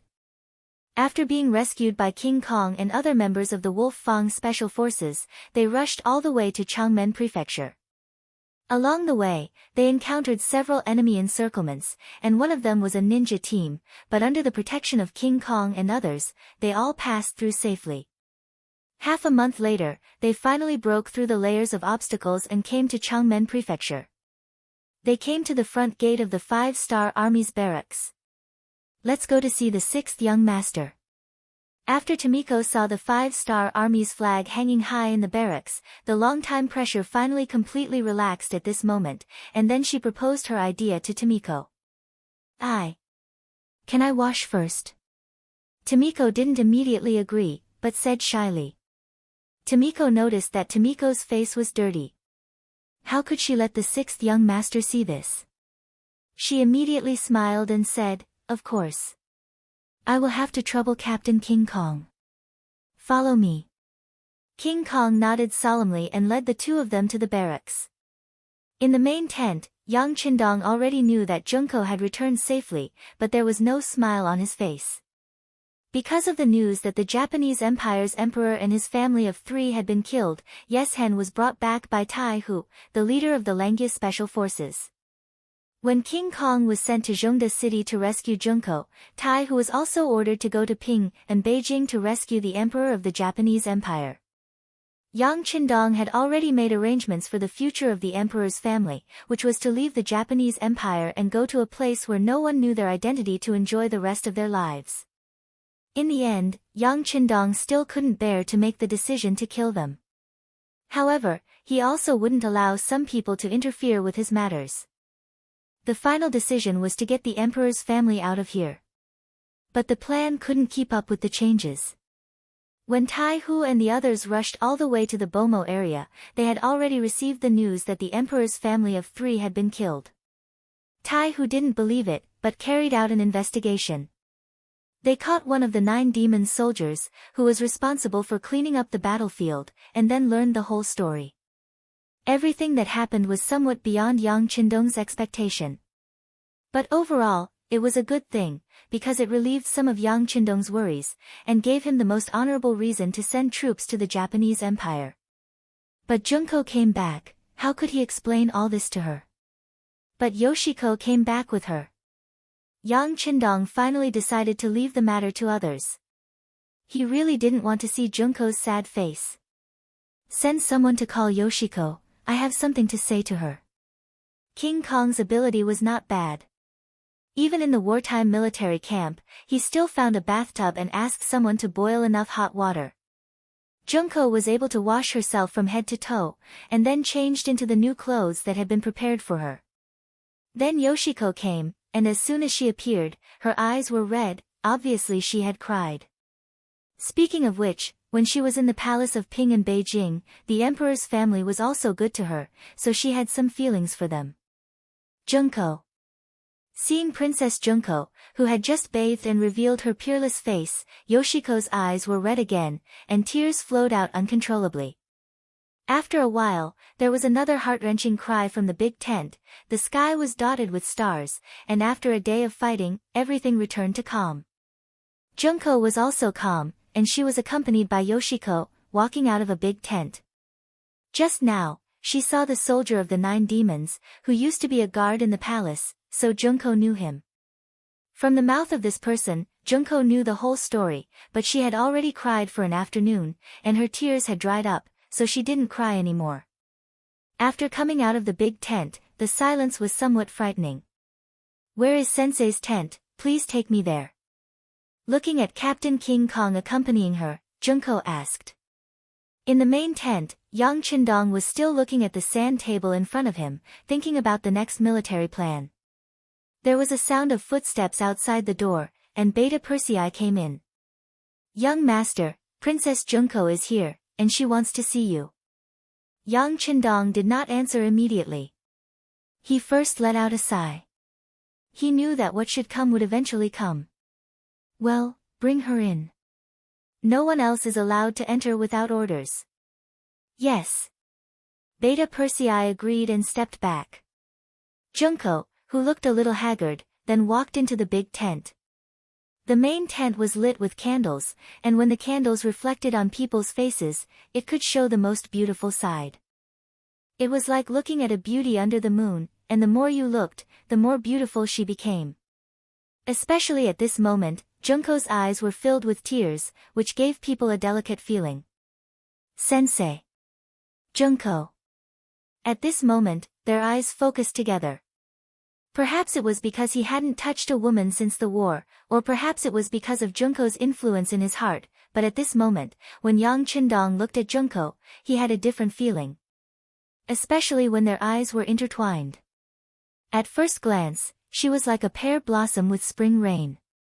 At first glance, she was like west shining water by 3 points.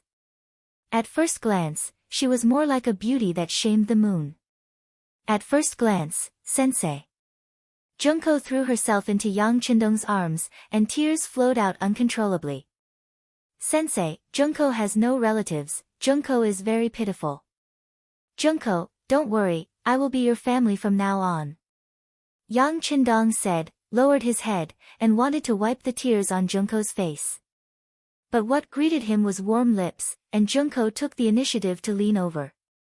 Junko, who had just found her family, found a sense of security, and was no longer tied down by her family. Her heart was at its softest, and at this moment, she decided to let go of herself and not suppress her feelings for Yang Qindong. In the face of a beauty taking the initiative to throw herself into his arms, Yang Qindong had no intention to refuse. Although he was taking advantage of her, if he refused, he was afraid that it would only hurt Junko's heart. At this moment, he increased the strength in his hands, and after a while, he picked Junko up by the waist and walked straight to the big bed in the inner room of the main tent. Thunder stirred up the earth fire. Outside the main tent, Beta Persei signaled with his eyes, and all the long way retreated 20 meters, clearing the entire tent. After a night of spring rain, Yang Qindong got up from the bed energetically. He didn't disturb Junko, who was sleeping. Fleeing all the way, and then hearing the news of the death of her parents and brother, she had suffered too much and should have a good rest. He took the initiative to walk out of the tent and received the generals outside. First, he met with the commander of the 1st Division, 2nd Division, and 3rd Division.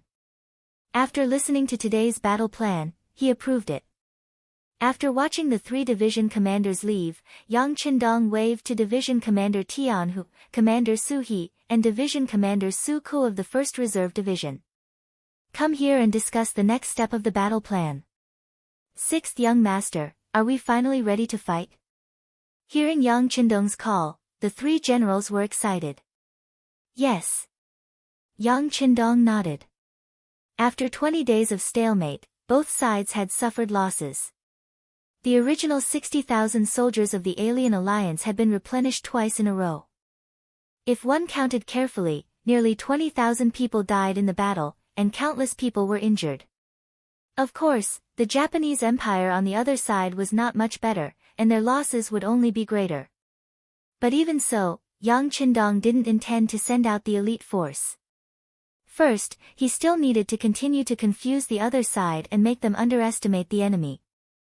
Second, this time, they didn't have a proper reason to send out the troops. The intelligence agency at the front sent news that the Japanese Empire's people were very resistant to the appearance of the five-star army. So, there were a lot of young people from the Japanese Empire who had signed up to join the army. Ashikaga Yoshimasa also took the opportunity to recruit more soldiers. If this continued, unless they used firearms and razed the entire island to the ground, it would be extremely difficult to occupy this place. Now, Junko had come. She was the princess of the Japanese Empire and the only remaining member of the Japanese Empire's royal family. Her appearance could naturally mean a lot of things.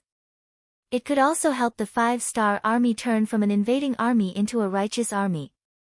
Once there was enough righteousness to support it, it would naturally be time to launch an all-out counterattack. Yang Qindong called a commander and 2 division commanders to talk about the next war plan. He wanted to make all the preparations in advance. Late in the morning, Junko slowly opened her eyes. Separated by the main tent, there was no dazzling sunlight in the room, making people feel very comfortable. As soon as Junko opened her eyes, Tomiko appeared in front of her. Not only her, but there were also 6 maids standing on the side. These were the maids who came to serve Junko. From this moment on, Junko had officially become Yang Qindong's woman. If she wanted, she could quickly become the 8th wife. Chapter 1076. Princess, you're awake. Tomiko looked at Junko, who still had doubts in her eyes, and smiled gently. Then, she began to order people to help Junko dress up. During this process, Tomiko told Junko that Yang Qindong wanted to take her as a concubine. As a princess of the Japanese Empire, marrying someone as a concubine was a disgrace to her status. However, looking at Yang Xie's current power, Junko was the one who benefited. Especially now that the Japanese Empire's royal family had already declined, this was a great blessing for Junko. Despite knowing this, Junko still didn't agree immediately. Instead, she said that she wanted to see Yang Qindong first before making a decision. Not long after, everyone else in the main tent went out. Yang Qindong was also invited back to meet Junko in the main tent. After a night, there seemed to be a gap between the two. Junko didn't take the initiative to throw herself into his arms. Instead, she stared at Yang Qindong with a thoughtful look. In response, Yang Qindong sat down leisurely. He took a sip of the tea in front of him and let Junko look at him from head to toe. After a long time, Junko finally spoke. Sensei, why did you bring the army to the Japanese Empire this time? To save you. Yang Qindong answered in a very capable manner without the slightest hesitation. Obviously, he already knew what Junko wanted to ask. This answer made Junko feel a little touched. However, thinking of her own doubts, she didn't express anything. Instead, she continued to ask, Sensei, now that my father, mother, and brother are all dead, the internal strife in the Japanese Empire is about to be quelled. If I ask you to withdraw the army now, will you do so? Yes. Yang Qindong still said without any hesitation. His answer was so straightforward that it made Junko feel like she couldn't believe it. Although this was indeed what she wanted to hear, she still suppressed her joy and said, All right then, teacher, please give the order to retreat. Okay. Yang Qindong stood up and strode out of the tent. From the moment he came in to the moment he left, he had only said 4 words, but it had already broken through all the defenses in Junko's heart. At this moment, she finally stopped being reserved and took the initiative to run behind Yang Qindong and hugged him. Teacher, everything is just Junko's test. Please don't blame me, and don't withdraw the army. Yang Qindong pretended to be confused, but in his heart, he already had a card up his sleeve. He turned around, looked at Junko, and said, If the 5-star army doesn't retreat, with our strength, it won't be long before the Japanese Empire becomes one of Yang Xie's subordinate provinces. Don't you understand this logic? I understand. Then why are you still?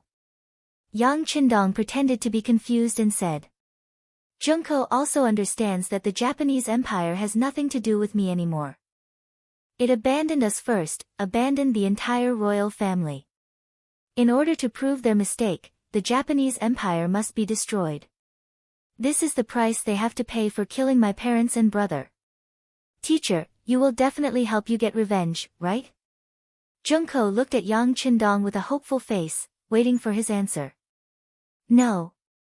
Unexpectedly, Yang Qindong shook his head decisively. This time, we mobilized the army for your safety. Now that you are fine, the 5-star army has to retreat. We are not an invader, we are the army of justice. Before this, the Japanese Empire didn't provoke us, so. At first, when Yang Qindong said that they could retreat, Junko was still a little doubtful. But now, what he said made her even more determined. She finally knew that the 5-star army didn't have any intention of attacking the Japanese Empire. They really only wanted to save her. At this moment, Junko's heart was moved. At the same time, she was even more determined to avenge her parents. She even wanted to slap all the people in power in the Japanese Empire and let them know the consequences of abandoning the royal family. In order to let Yang Qindong do something, Junko took the initiative and said, I am willing to be your 8th wife. If someone bullied your wife's family, and cruelly killed them, can you avenge her? Junko looked at Yang Qindong, who was still hesitating. She gently pulled his arm like a spoiled child. This is something that should be done. Yang Qindong said with a helpless look. After saying this, Yang Qindong felt a little guilty. He also knew that this matter couldn't be hidden from the smart Junko for long. He was afraid that she had already noticed something, but presumably, no one would ever mention this topic again. Thank you, sensei. Then please send the troops. When the time comes, I will denounce Ashikaga Yoshimasa in the name of the royal family's princess. I will let the people of the Japanese Empire know who harmed the royal family, who started the civil war, and who wants to overthrow the Japanese Empire. The more Junko said, the more determined her expression became. Just from this point alone, she had already made up her mind. Seeing another country send troops to destroy her own country, and it was because of her own request, no one would be in a good mood. But Junko didn't feel any unhappiness at this moment. On the contrary, her heart was filled with hatred, and she longed for the happiness that victory would bring her. Since this country had abandoned his imperial father and imperial mother, then let it perish. Okay, I promise you. Yang Qindong was waiting for this result to appear. It seemed that she was just a woman. She couldn't mount a horse to wield a sword, nor could she kill the enemy. But she was the princess of the Japanese Empire, the last remaining member of the Japanese Empire's royal family. The situation was completely different. With Junko's support, Yang Qindong had a righteous cause, and he had a good reason to send troops. What's more, the original Japanese Empire wasn't united. The Supreme General Ashikaga Yoshimasa seemed to have a monopoly on power, but there were still many hidden opponents. It was just that they were too scattered and couldn't form a united force. In the past, the Emperor of the Back Garden was unable to integrate this power together, but Yang Qindong did have such strength. Because he had the strength to compete with Ashikaga Yoshimasa, and was even stronger than him. In other people's eyes, this was a big tree, a tree that was far more luxuriant than the Supreme General. Junko's heart was filled with hatred, and with Yang Qindong's support, she quickly wrote a document to announce to the world. First, she described in detail the cause of her father, mother, and brother's death. Then, she pointed at Ashikaga Yoshimasa and said that this villain wanted to overthrow the power of the royal family and bring a disaster to the entire Japanese Empire. Finally, she called on all the heroes of the Japanese Empire to work together to deal with Ashikaga Yoshimasa and restore the Japanese Empire to its former glory. This document was read and approved by Yang Qindong, and it was sent out. It appeared in various cities of the Japanese Empire through the intelligence network, causing a huge response and influence. Hokuriku, one of the 7 provinces of the Japanese Empire. As one of the most important regions of the Japanese Empire, it was under the jurisdiction of General Hirai. Hirai, whose full name was Flatwell Field, was one of the more trusted and important ministers of the backyard emperor. When he was in the imperial court, he caused a lot of trouble for Ashikaga Yoshimasa, so much so that the latter spent a lot of effort to get rid of him. In order to achieve his goal, he even handed Hokuriku over to him. According to Ashikaga Yoshimasa's plan, once Flatwell Field left the palace and the emperor of the backyard, he could kill him at any time. Not only would he solve his worries, but he would also be able to vent his anger. However, Flatwell Field was much more powerful than he had imagined. After leaving Qing and Beijing, he disappeared. When he reappeared, he was already in Ekizan Prefecture of Hokuriku and had taken control of part of the military power there. This result made Ashikaga Yoshimasa furious. Just as he was about to send troops to deal with him, the bombing of the general's residence happened.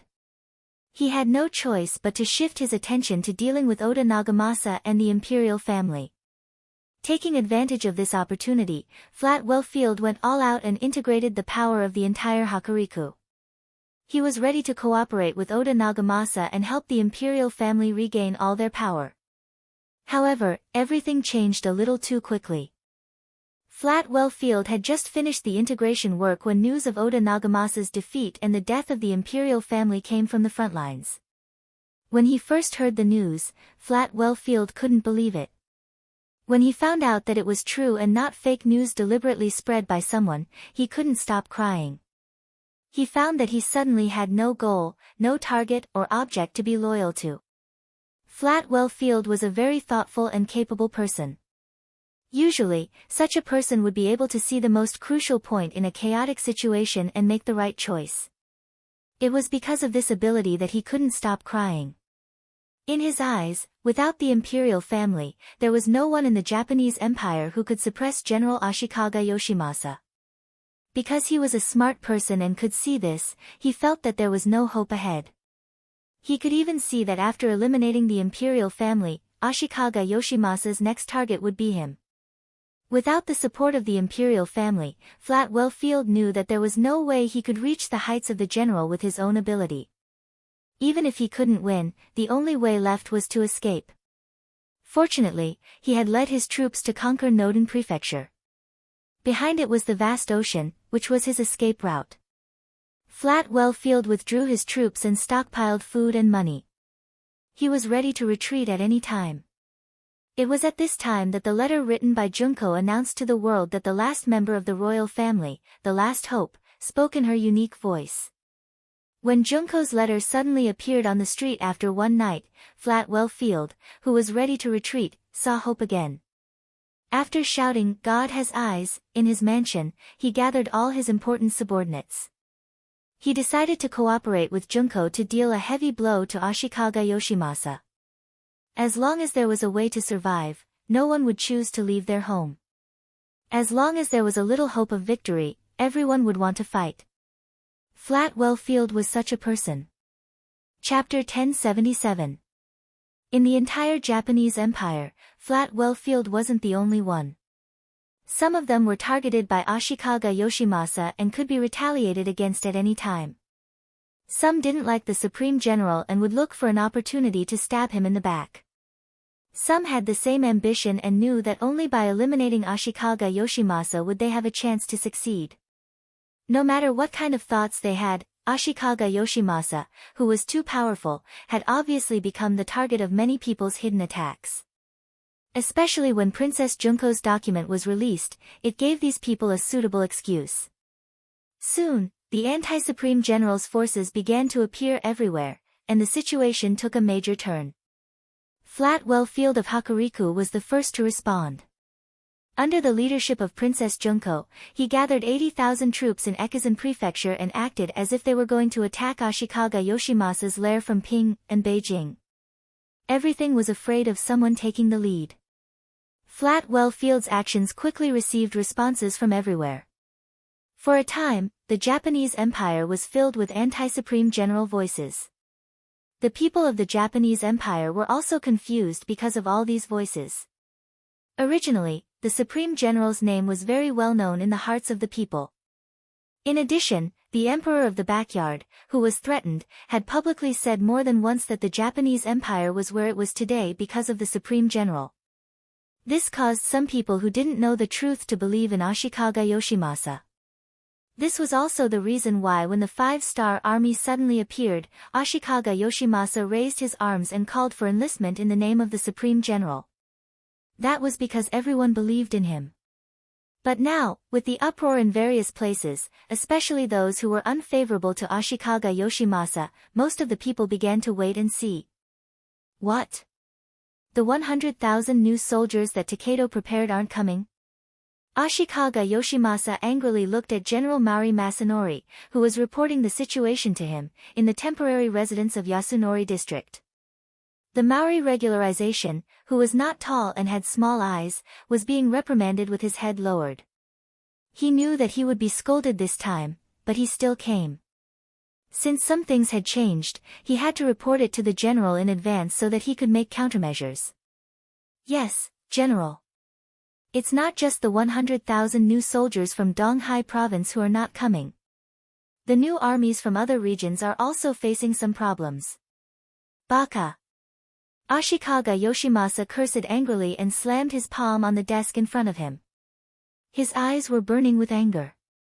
Of course, he knew why such a problem had occurred.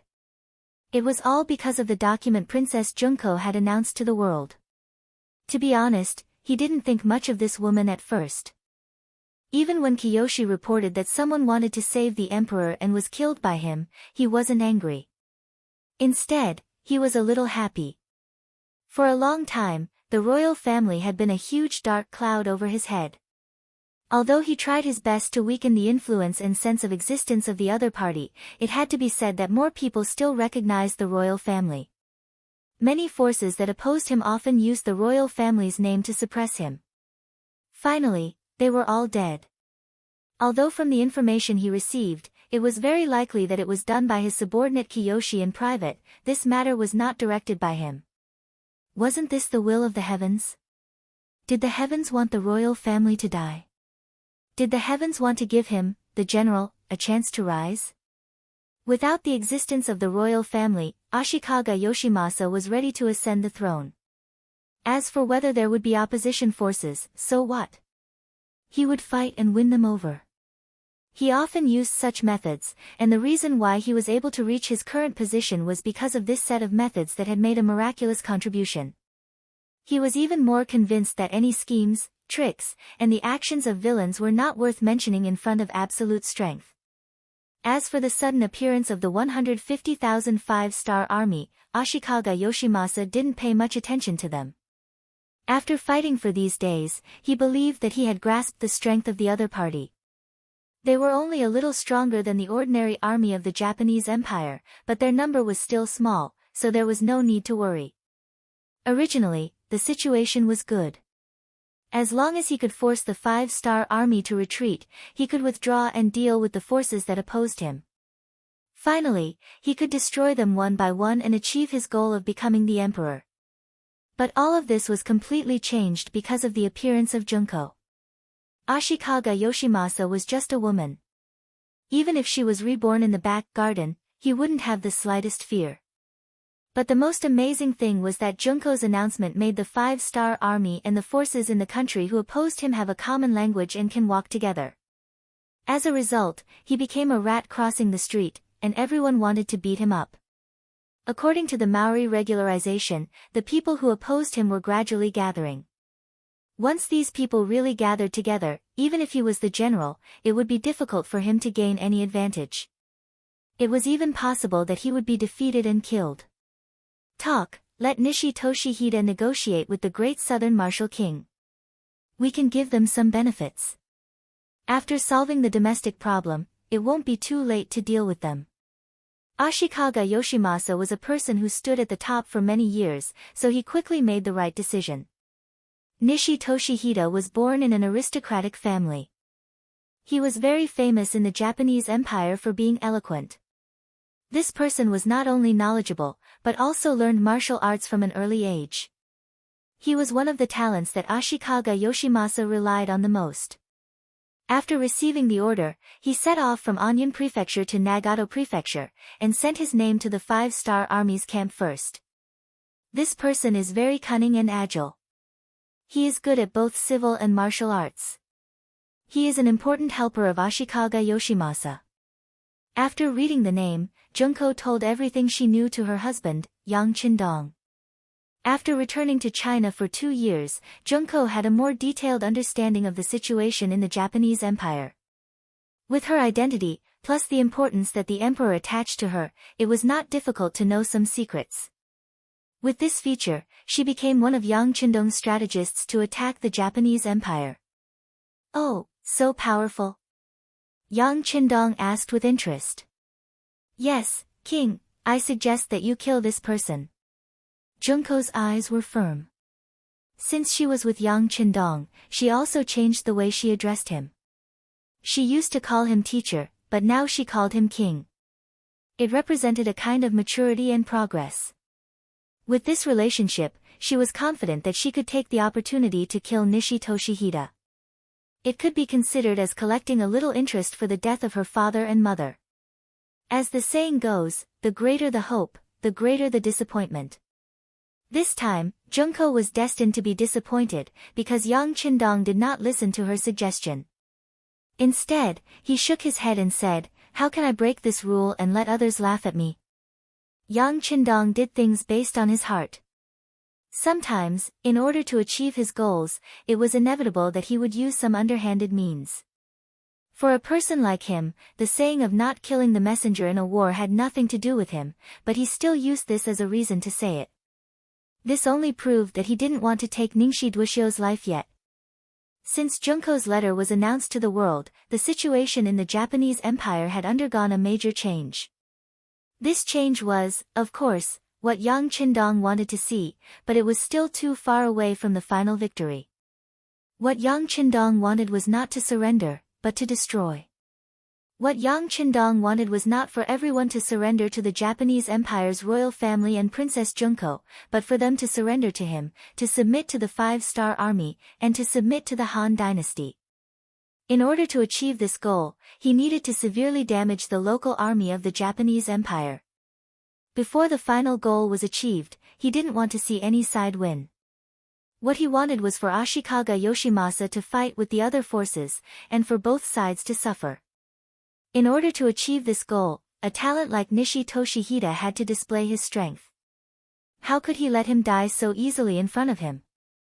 Junko naturally didn't know about Yang Qindong's thoughts. She thought that this was the honest side of her husband, so she immediately expressed her admiration and said, "My king, are you really going to negotiate with them? The war has already reached this point, and they killed your parents and brother. How can we negotiate?"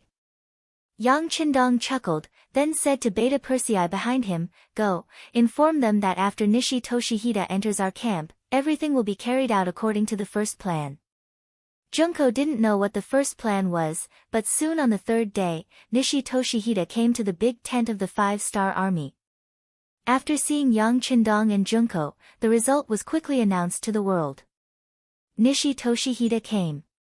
Compared to the average people of the Japanese Empire, he was 1.75 meters tall, which was not short at that time.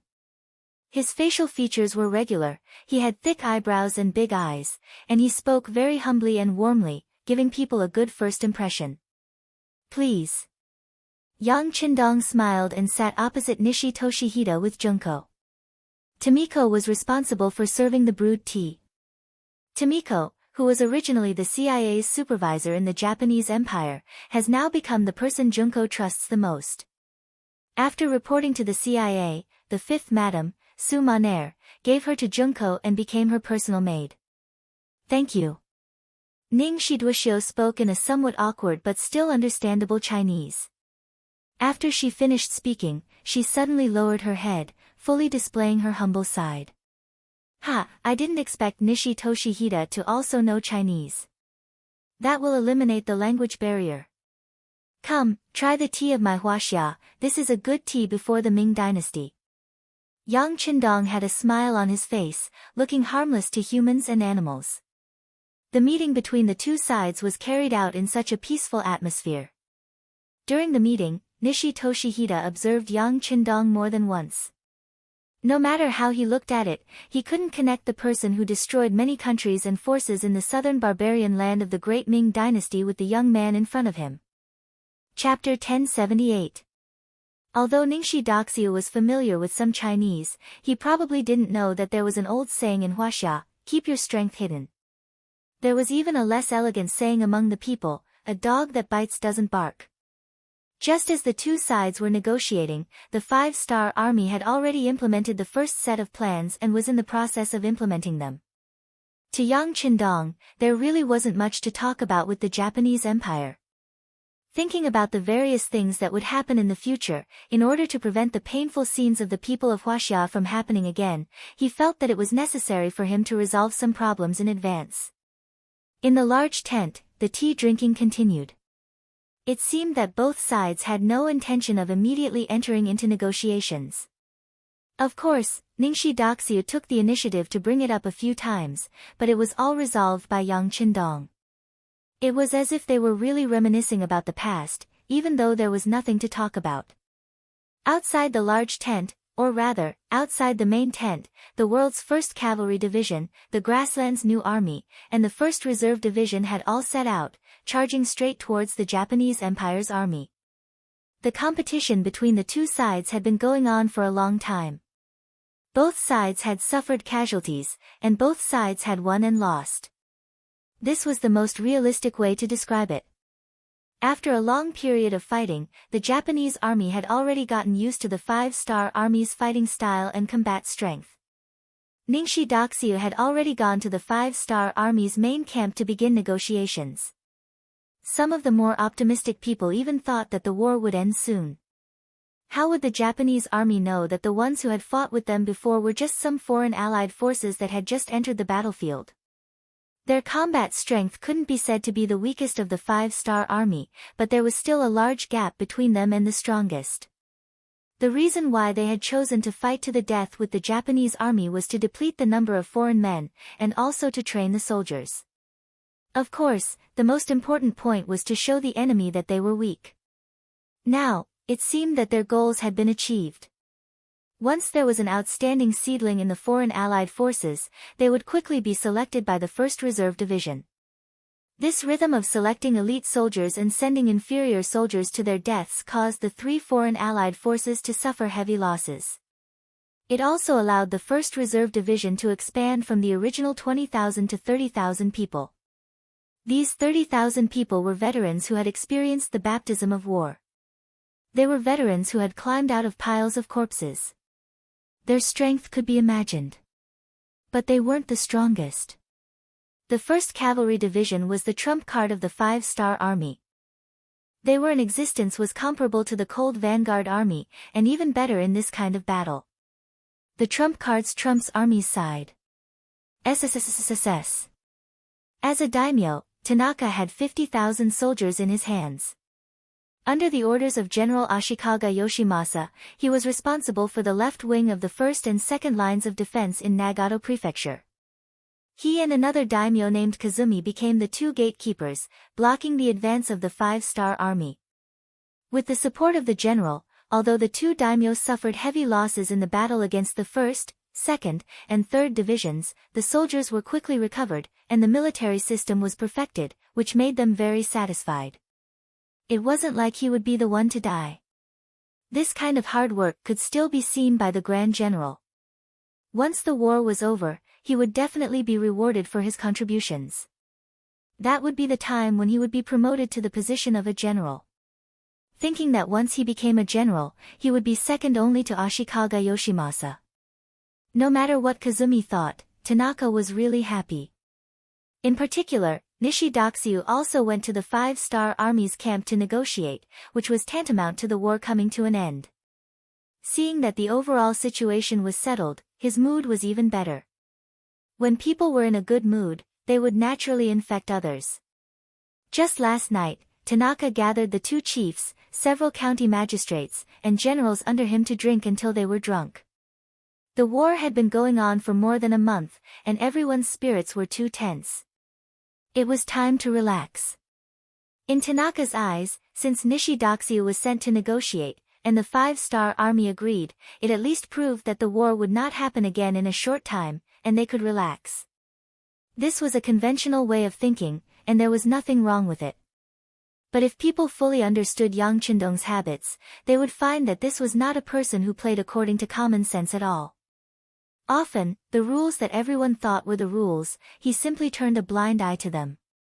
Otherwise, he wouldn't have expanded the Yang Xia army to such a scale in just a few years. In the early morning, Tanaka and his generals were still sleeping in the big tent, and the tent was full of the smell of alcohol. It could be seen that they really drank a lot last night. In addition, they found some military geisha to adjust the atmosphere, and it was quite successful. Those who could drink half a caddy drank half a caddy, those who could drink half a caddy drank half a caddy, those who could drink half a caddy drank nearly 2 caddies, and they all fell to the ground. In the big tent, the sound of snoring, teeth grinding, and sleep-talking came one after another. Compared to the so-called relaxation of the Japanese army's higher-ups, the soldiers below also became a lot more relaxed because there was no leader to manage them. In the morning, the soldiers didn't get up to exercise, but sat together in groups of 3 or 5 to chat. If the leaders needed to relax, why wouldn't they? Everyone was enjoying this short period of peace during the war. There were even some soldiers who, because they were too tired from the continuous fighting, went back to sleep after waking up in the morning to check that the army was fine. This was called, subordinates follow the example of their superiors. Without anyone to manage them, the soldiers were like a mass of loose sand. They each took care of their own things, and once something happened, they would only fight for themselves. 6 miles away from the Japanese Empire's camp, the 1st Heavenly Cavalry Division was quickly gathering. On the other side, 5 miles away, the new army was also gathering, and they were all preparing for the upcoming battle. Commander, there are still half a quarter of an hour before the 6th Young Master's scheduled attack time. The 1st Regiment Commander, Temu, walked to Tianhu's side and reported softly, the new army should also be ready to attack. I heard that they are very excited and are preparing to fight a good battle to steal the limelight of our 1st Heavenly Cavalry Division. Tianhu didn't take Temu's words to heart. Instead, he said something very proud, how can the limelight of our 1st Cavalry Division be suppressed by others? He. Seeing how confident his commander was, Temu laughed. Strictly speaking, Temu had joined the 5-star army earlier than Tianhu. When he was fighting on horseback, Tianhu was still a good student in the Yang Family Academy. However, he wasn't unhappy that he was able to become a regiment commander under Tianhu's command. It was all because he was convinced. Whether it was horseback riding, control of the battlefield, or commanding an army, Temu didn't think that he was better than Tianhu. For example, some of the orders given by the higher-ups. Why didn't they attack in the middle of the night or at daybreak? Why did it have to be at daybreak when the enemy should have woken up before attacking? What was the reason for all of this? Why did the 6th Young Master give such an order? To be honest, Temu didn't understand. If he was the commander of a regiment, he would definitely ask why. However, Tianhu didn't. The one who sent the order was Beta Persei. He only said that it was the 6th Young Master's order and Tianhu carried it out unconditionally. He was at the scene when this happened. Just based on this calmness, it wasn't something he could compare to. Tianhu was indeed smart. This had to do with his background as a student of the Yang Family Academy. Because he learned from Yang Qindong, he could understand more of Yang Qindong's intentions in many matters. For example, he had his own unique views on the timing of the attack this time. In his opinion, this should be Yang Qindong's intention to defeat the enemy fair and square. Through this battle, he could show the elite and powerful side of the 5-star army and achieve the purpose of intimidating the enemy. Of course, there was another advantage to fighting during the day. It would be easier to capture more captives. After all, vision was not good in the dark and it was too chaotic. It was very easy for deserters to escape. This idea was indeed correct. Yang Qindong did have such an idea. He wanted to defeat the Japanese army in broad daylight on the battlefield and use this to build the five-star army. Once the elites were deployed, they would be invincible in the world. When the defeated Japanese army saw this scene with their own eyes, word of mouth spread. Presumably, when the name of the five-star army was mentioned in the future, everyone would tremble from the bottom of their souls. If he wanted to achieve his goal, it was impossible to do it in the dark. The light was not good, and it was impossible to see what was happening. It was also impossible to do it when it was just dawn. Most people were still in a confused state and could not make a clear judgment. However, it was different after daybreak. Everyone was up and could make a clear judgment. As for whether this would bring some pressure to the 1st Cavalry Division and the new army, Yang Qindong really did not think that it would be a problem. Needless to say, the 1st Cavalry Division was invincible. It was not an exaggeration to say that they were invincible. It was common for them to win with fewer people, especially after the Japanese army had adapted to the attack rhythm of the Foreign Alliance's C-rank army. It would be strange if the A-rank army did not suddenly appear and cause the enemy to panic. As for the new army, their combat strength was a bit weaker. If they were not cavalry, they would not be ranked as the army closest to the A-rank army. However, they had more people and more horses. Once the 30,000-strong cavalry launched an attack, just the aura they exuded was unstoppable. No one could match them. Facing such a strong army, not to mention that it was the time for peace talks, the Japanese army would not be prepared. Even if the enemy was prepared, so what? Yang Qindong was also confident that he could kill the enemy. One would throw away their armor, and the other would be utterly defeated. The five-star army did indeed have such strength. All of this was not because Yang Qindong was arrogant. It was the result of battle after battle. Chapter 1079. While the 1st Cavalry Division was quickly assembling, the new army wasn't idle either. Commander Su He was mobilizing the troops according to the plan, and he had basically completed it. At this moment, he was looking ahead, as if he could see through the distance of several miles and see the Japanese army's camp. In the past, Su He and Tian who had competed for the position of commander of the 1st Cavalry Division. But later, he gave up. Of course, at that time, the commander of the new army, Tiger's Mane, and the deputy commander were eager to let go of his talent. But more importantly, he himself understood that he was born as a surrendered general, and Tian who was the student of the 6th young master. He had already lost at the starting line. For a sharp blade like the 1st Cavalry Division, even the 6th young master, who had always been fair and just, would not easily hand it over to others. It was even more unlikely that he would hand it over to a fallen general like himself. After thinking things through, Su He took the initiative to give up, and sure enough, he gained the favor of Yang Qindong, which was why he was now the commander of the new army. But without the current commander of the 1st Cavalry Division, Su He had always believed that it wasn't because he was inferior, but because of his background and environment. In order to prove himself, he had thought more than once about competing with Tian Hu. He wanted to use reality to tell everyone that he, Su He, was not inferior to Tian Hu, and was even stronger than him. Today was an opportunity. The new army and the 1st Cavalry Division were attacking the two wings of the Japanese army. Although in terms of combat power, the 1st Cavalry Division was indeed much stronger than the new army, and even the first established new army was no match for it. But with the advantage of numbers, he might still have a chance. Commander Ku, inform everyone to be in their best condition. We want the enemy to unconsciously feel weak and afraid when they hear the name of the new army. Su He called Ku Lu, the commander of the 1st Cavalry Division, and ordered. Yes, please rest assured. These days, everyone has been holding back their energy. Ku Lu said solemnly.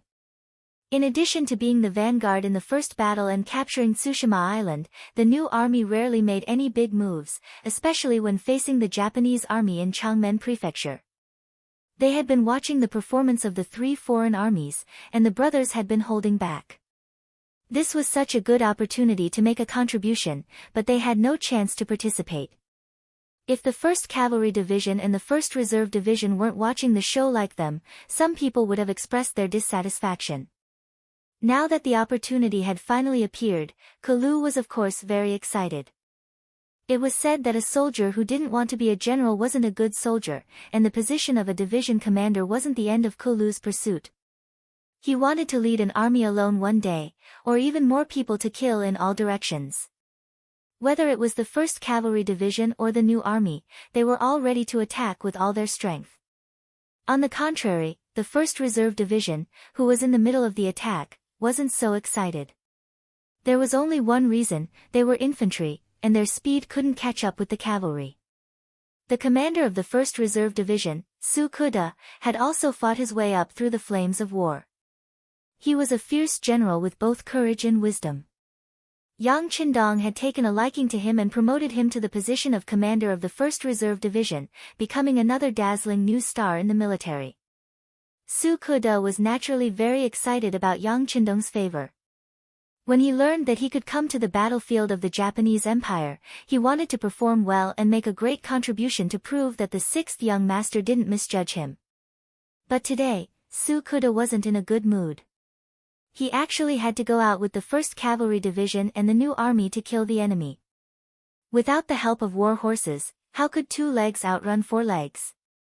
Pass down the order, don't rush too fast, tell everyone to save their strength.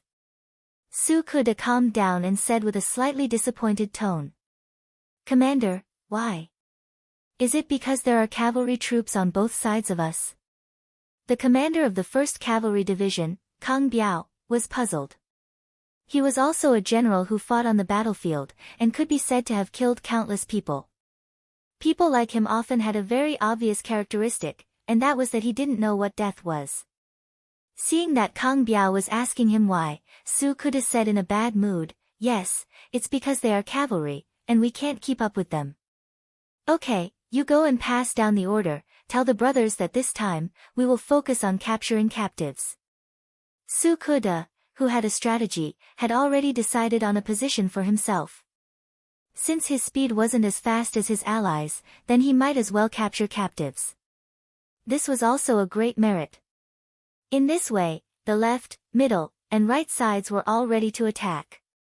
When the hands on the watches on the 3 commanders' wrists pointed at the time of attack, the 5-star army moved madly, and the earth shook, and the attack began. The cavalry troops on the left and right sides were the first to rush out. Looking from afar, they looked like a torrent that was rapidly approaching from afar. From afar, they covered the sky and covered the sun, bringing up billowing smoke and dust behind them. When looked at from afar, they were like arrows that had left the bow as they dashed over, and they carried an indomitable spirit and courage.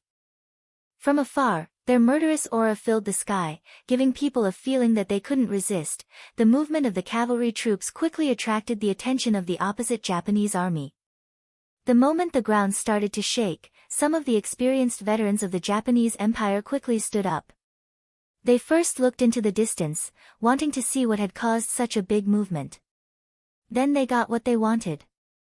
When they saw the countless cavalry troops in the distance, and the bright 5-star flag, their faces changed from curiosity to panic, and then to horror. Some of them were already trembling, some stood there stupidly, some turned around to get their weapons, and some couldn't help but retreat. They were ready to find a way to escape. In order to let the Japanese army have their own self-confidence, the higher-ups of the army suppressed the news that there was a large number of cavalry troops in the 5-star army. They only told them that the number of cavalry troops in the 5-star army was limited, and they wouldn't be able to play any role in such a big battle, so there was no need to worry. Originally, they didn't want to cause too much pressure on their own soldiers, but when the cavalry troops appeared, there was a huge contrast between what they understood and what they saw in reality. When they saw that the cavalry troops of the 5-star army were not a small group, but endless, the Japanese army was already in chaos.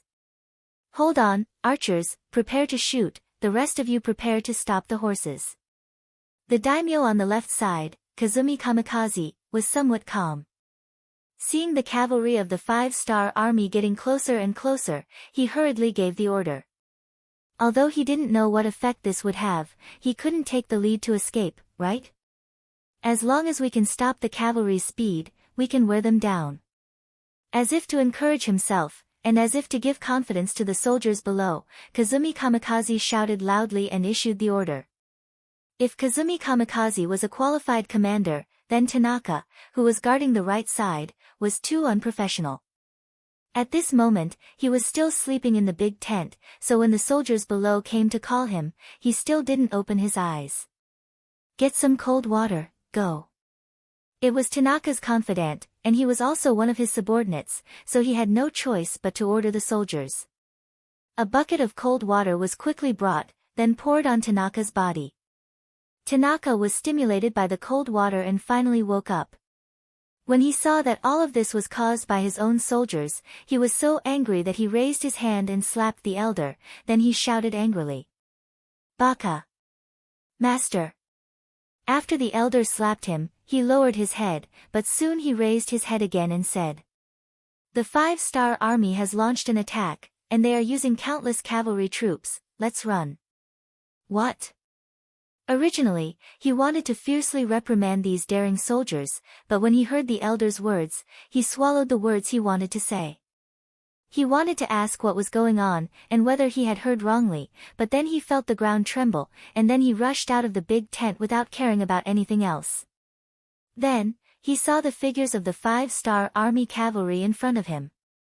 Using this short period of time, the 1st Cavalry Division that was attacking them was already in front of them, and Timur's troops charging at the front were even fighting with some of the Japanese army's vanguards. Without a unified command, even the arrows that were shot were scattered, and Tian, who led the cavalry of the 1st Cavalry Division to the front of the Japanese Empire's military camp without any obstacles, and began their crazy killing journey. As everyone knew, the strongest cavalry in the world was the Mongolian elite cavalry, and their most glorious period was under the leadership of Genghis Khan, when they conquered the world.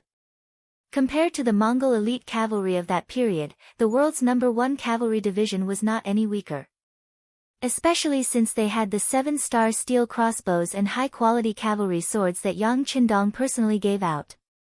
Their equipment was even better than the Mongol elite cavalry of that period. Yang Qindong was never stingy with what he could give, and the strength of the 1st Cavalry Division was also constantly charging forward, and if it was a battle of cold weapons, there was no one in the world who could be their opponent. Such an excellent cavalry unit, and they came prepared, their morale was high, and they were full of confidence. On the other hand, the Japanese army was not prepared at all, and the result was already decided when they charged forward. Now,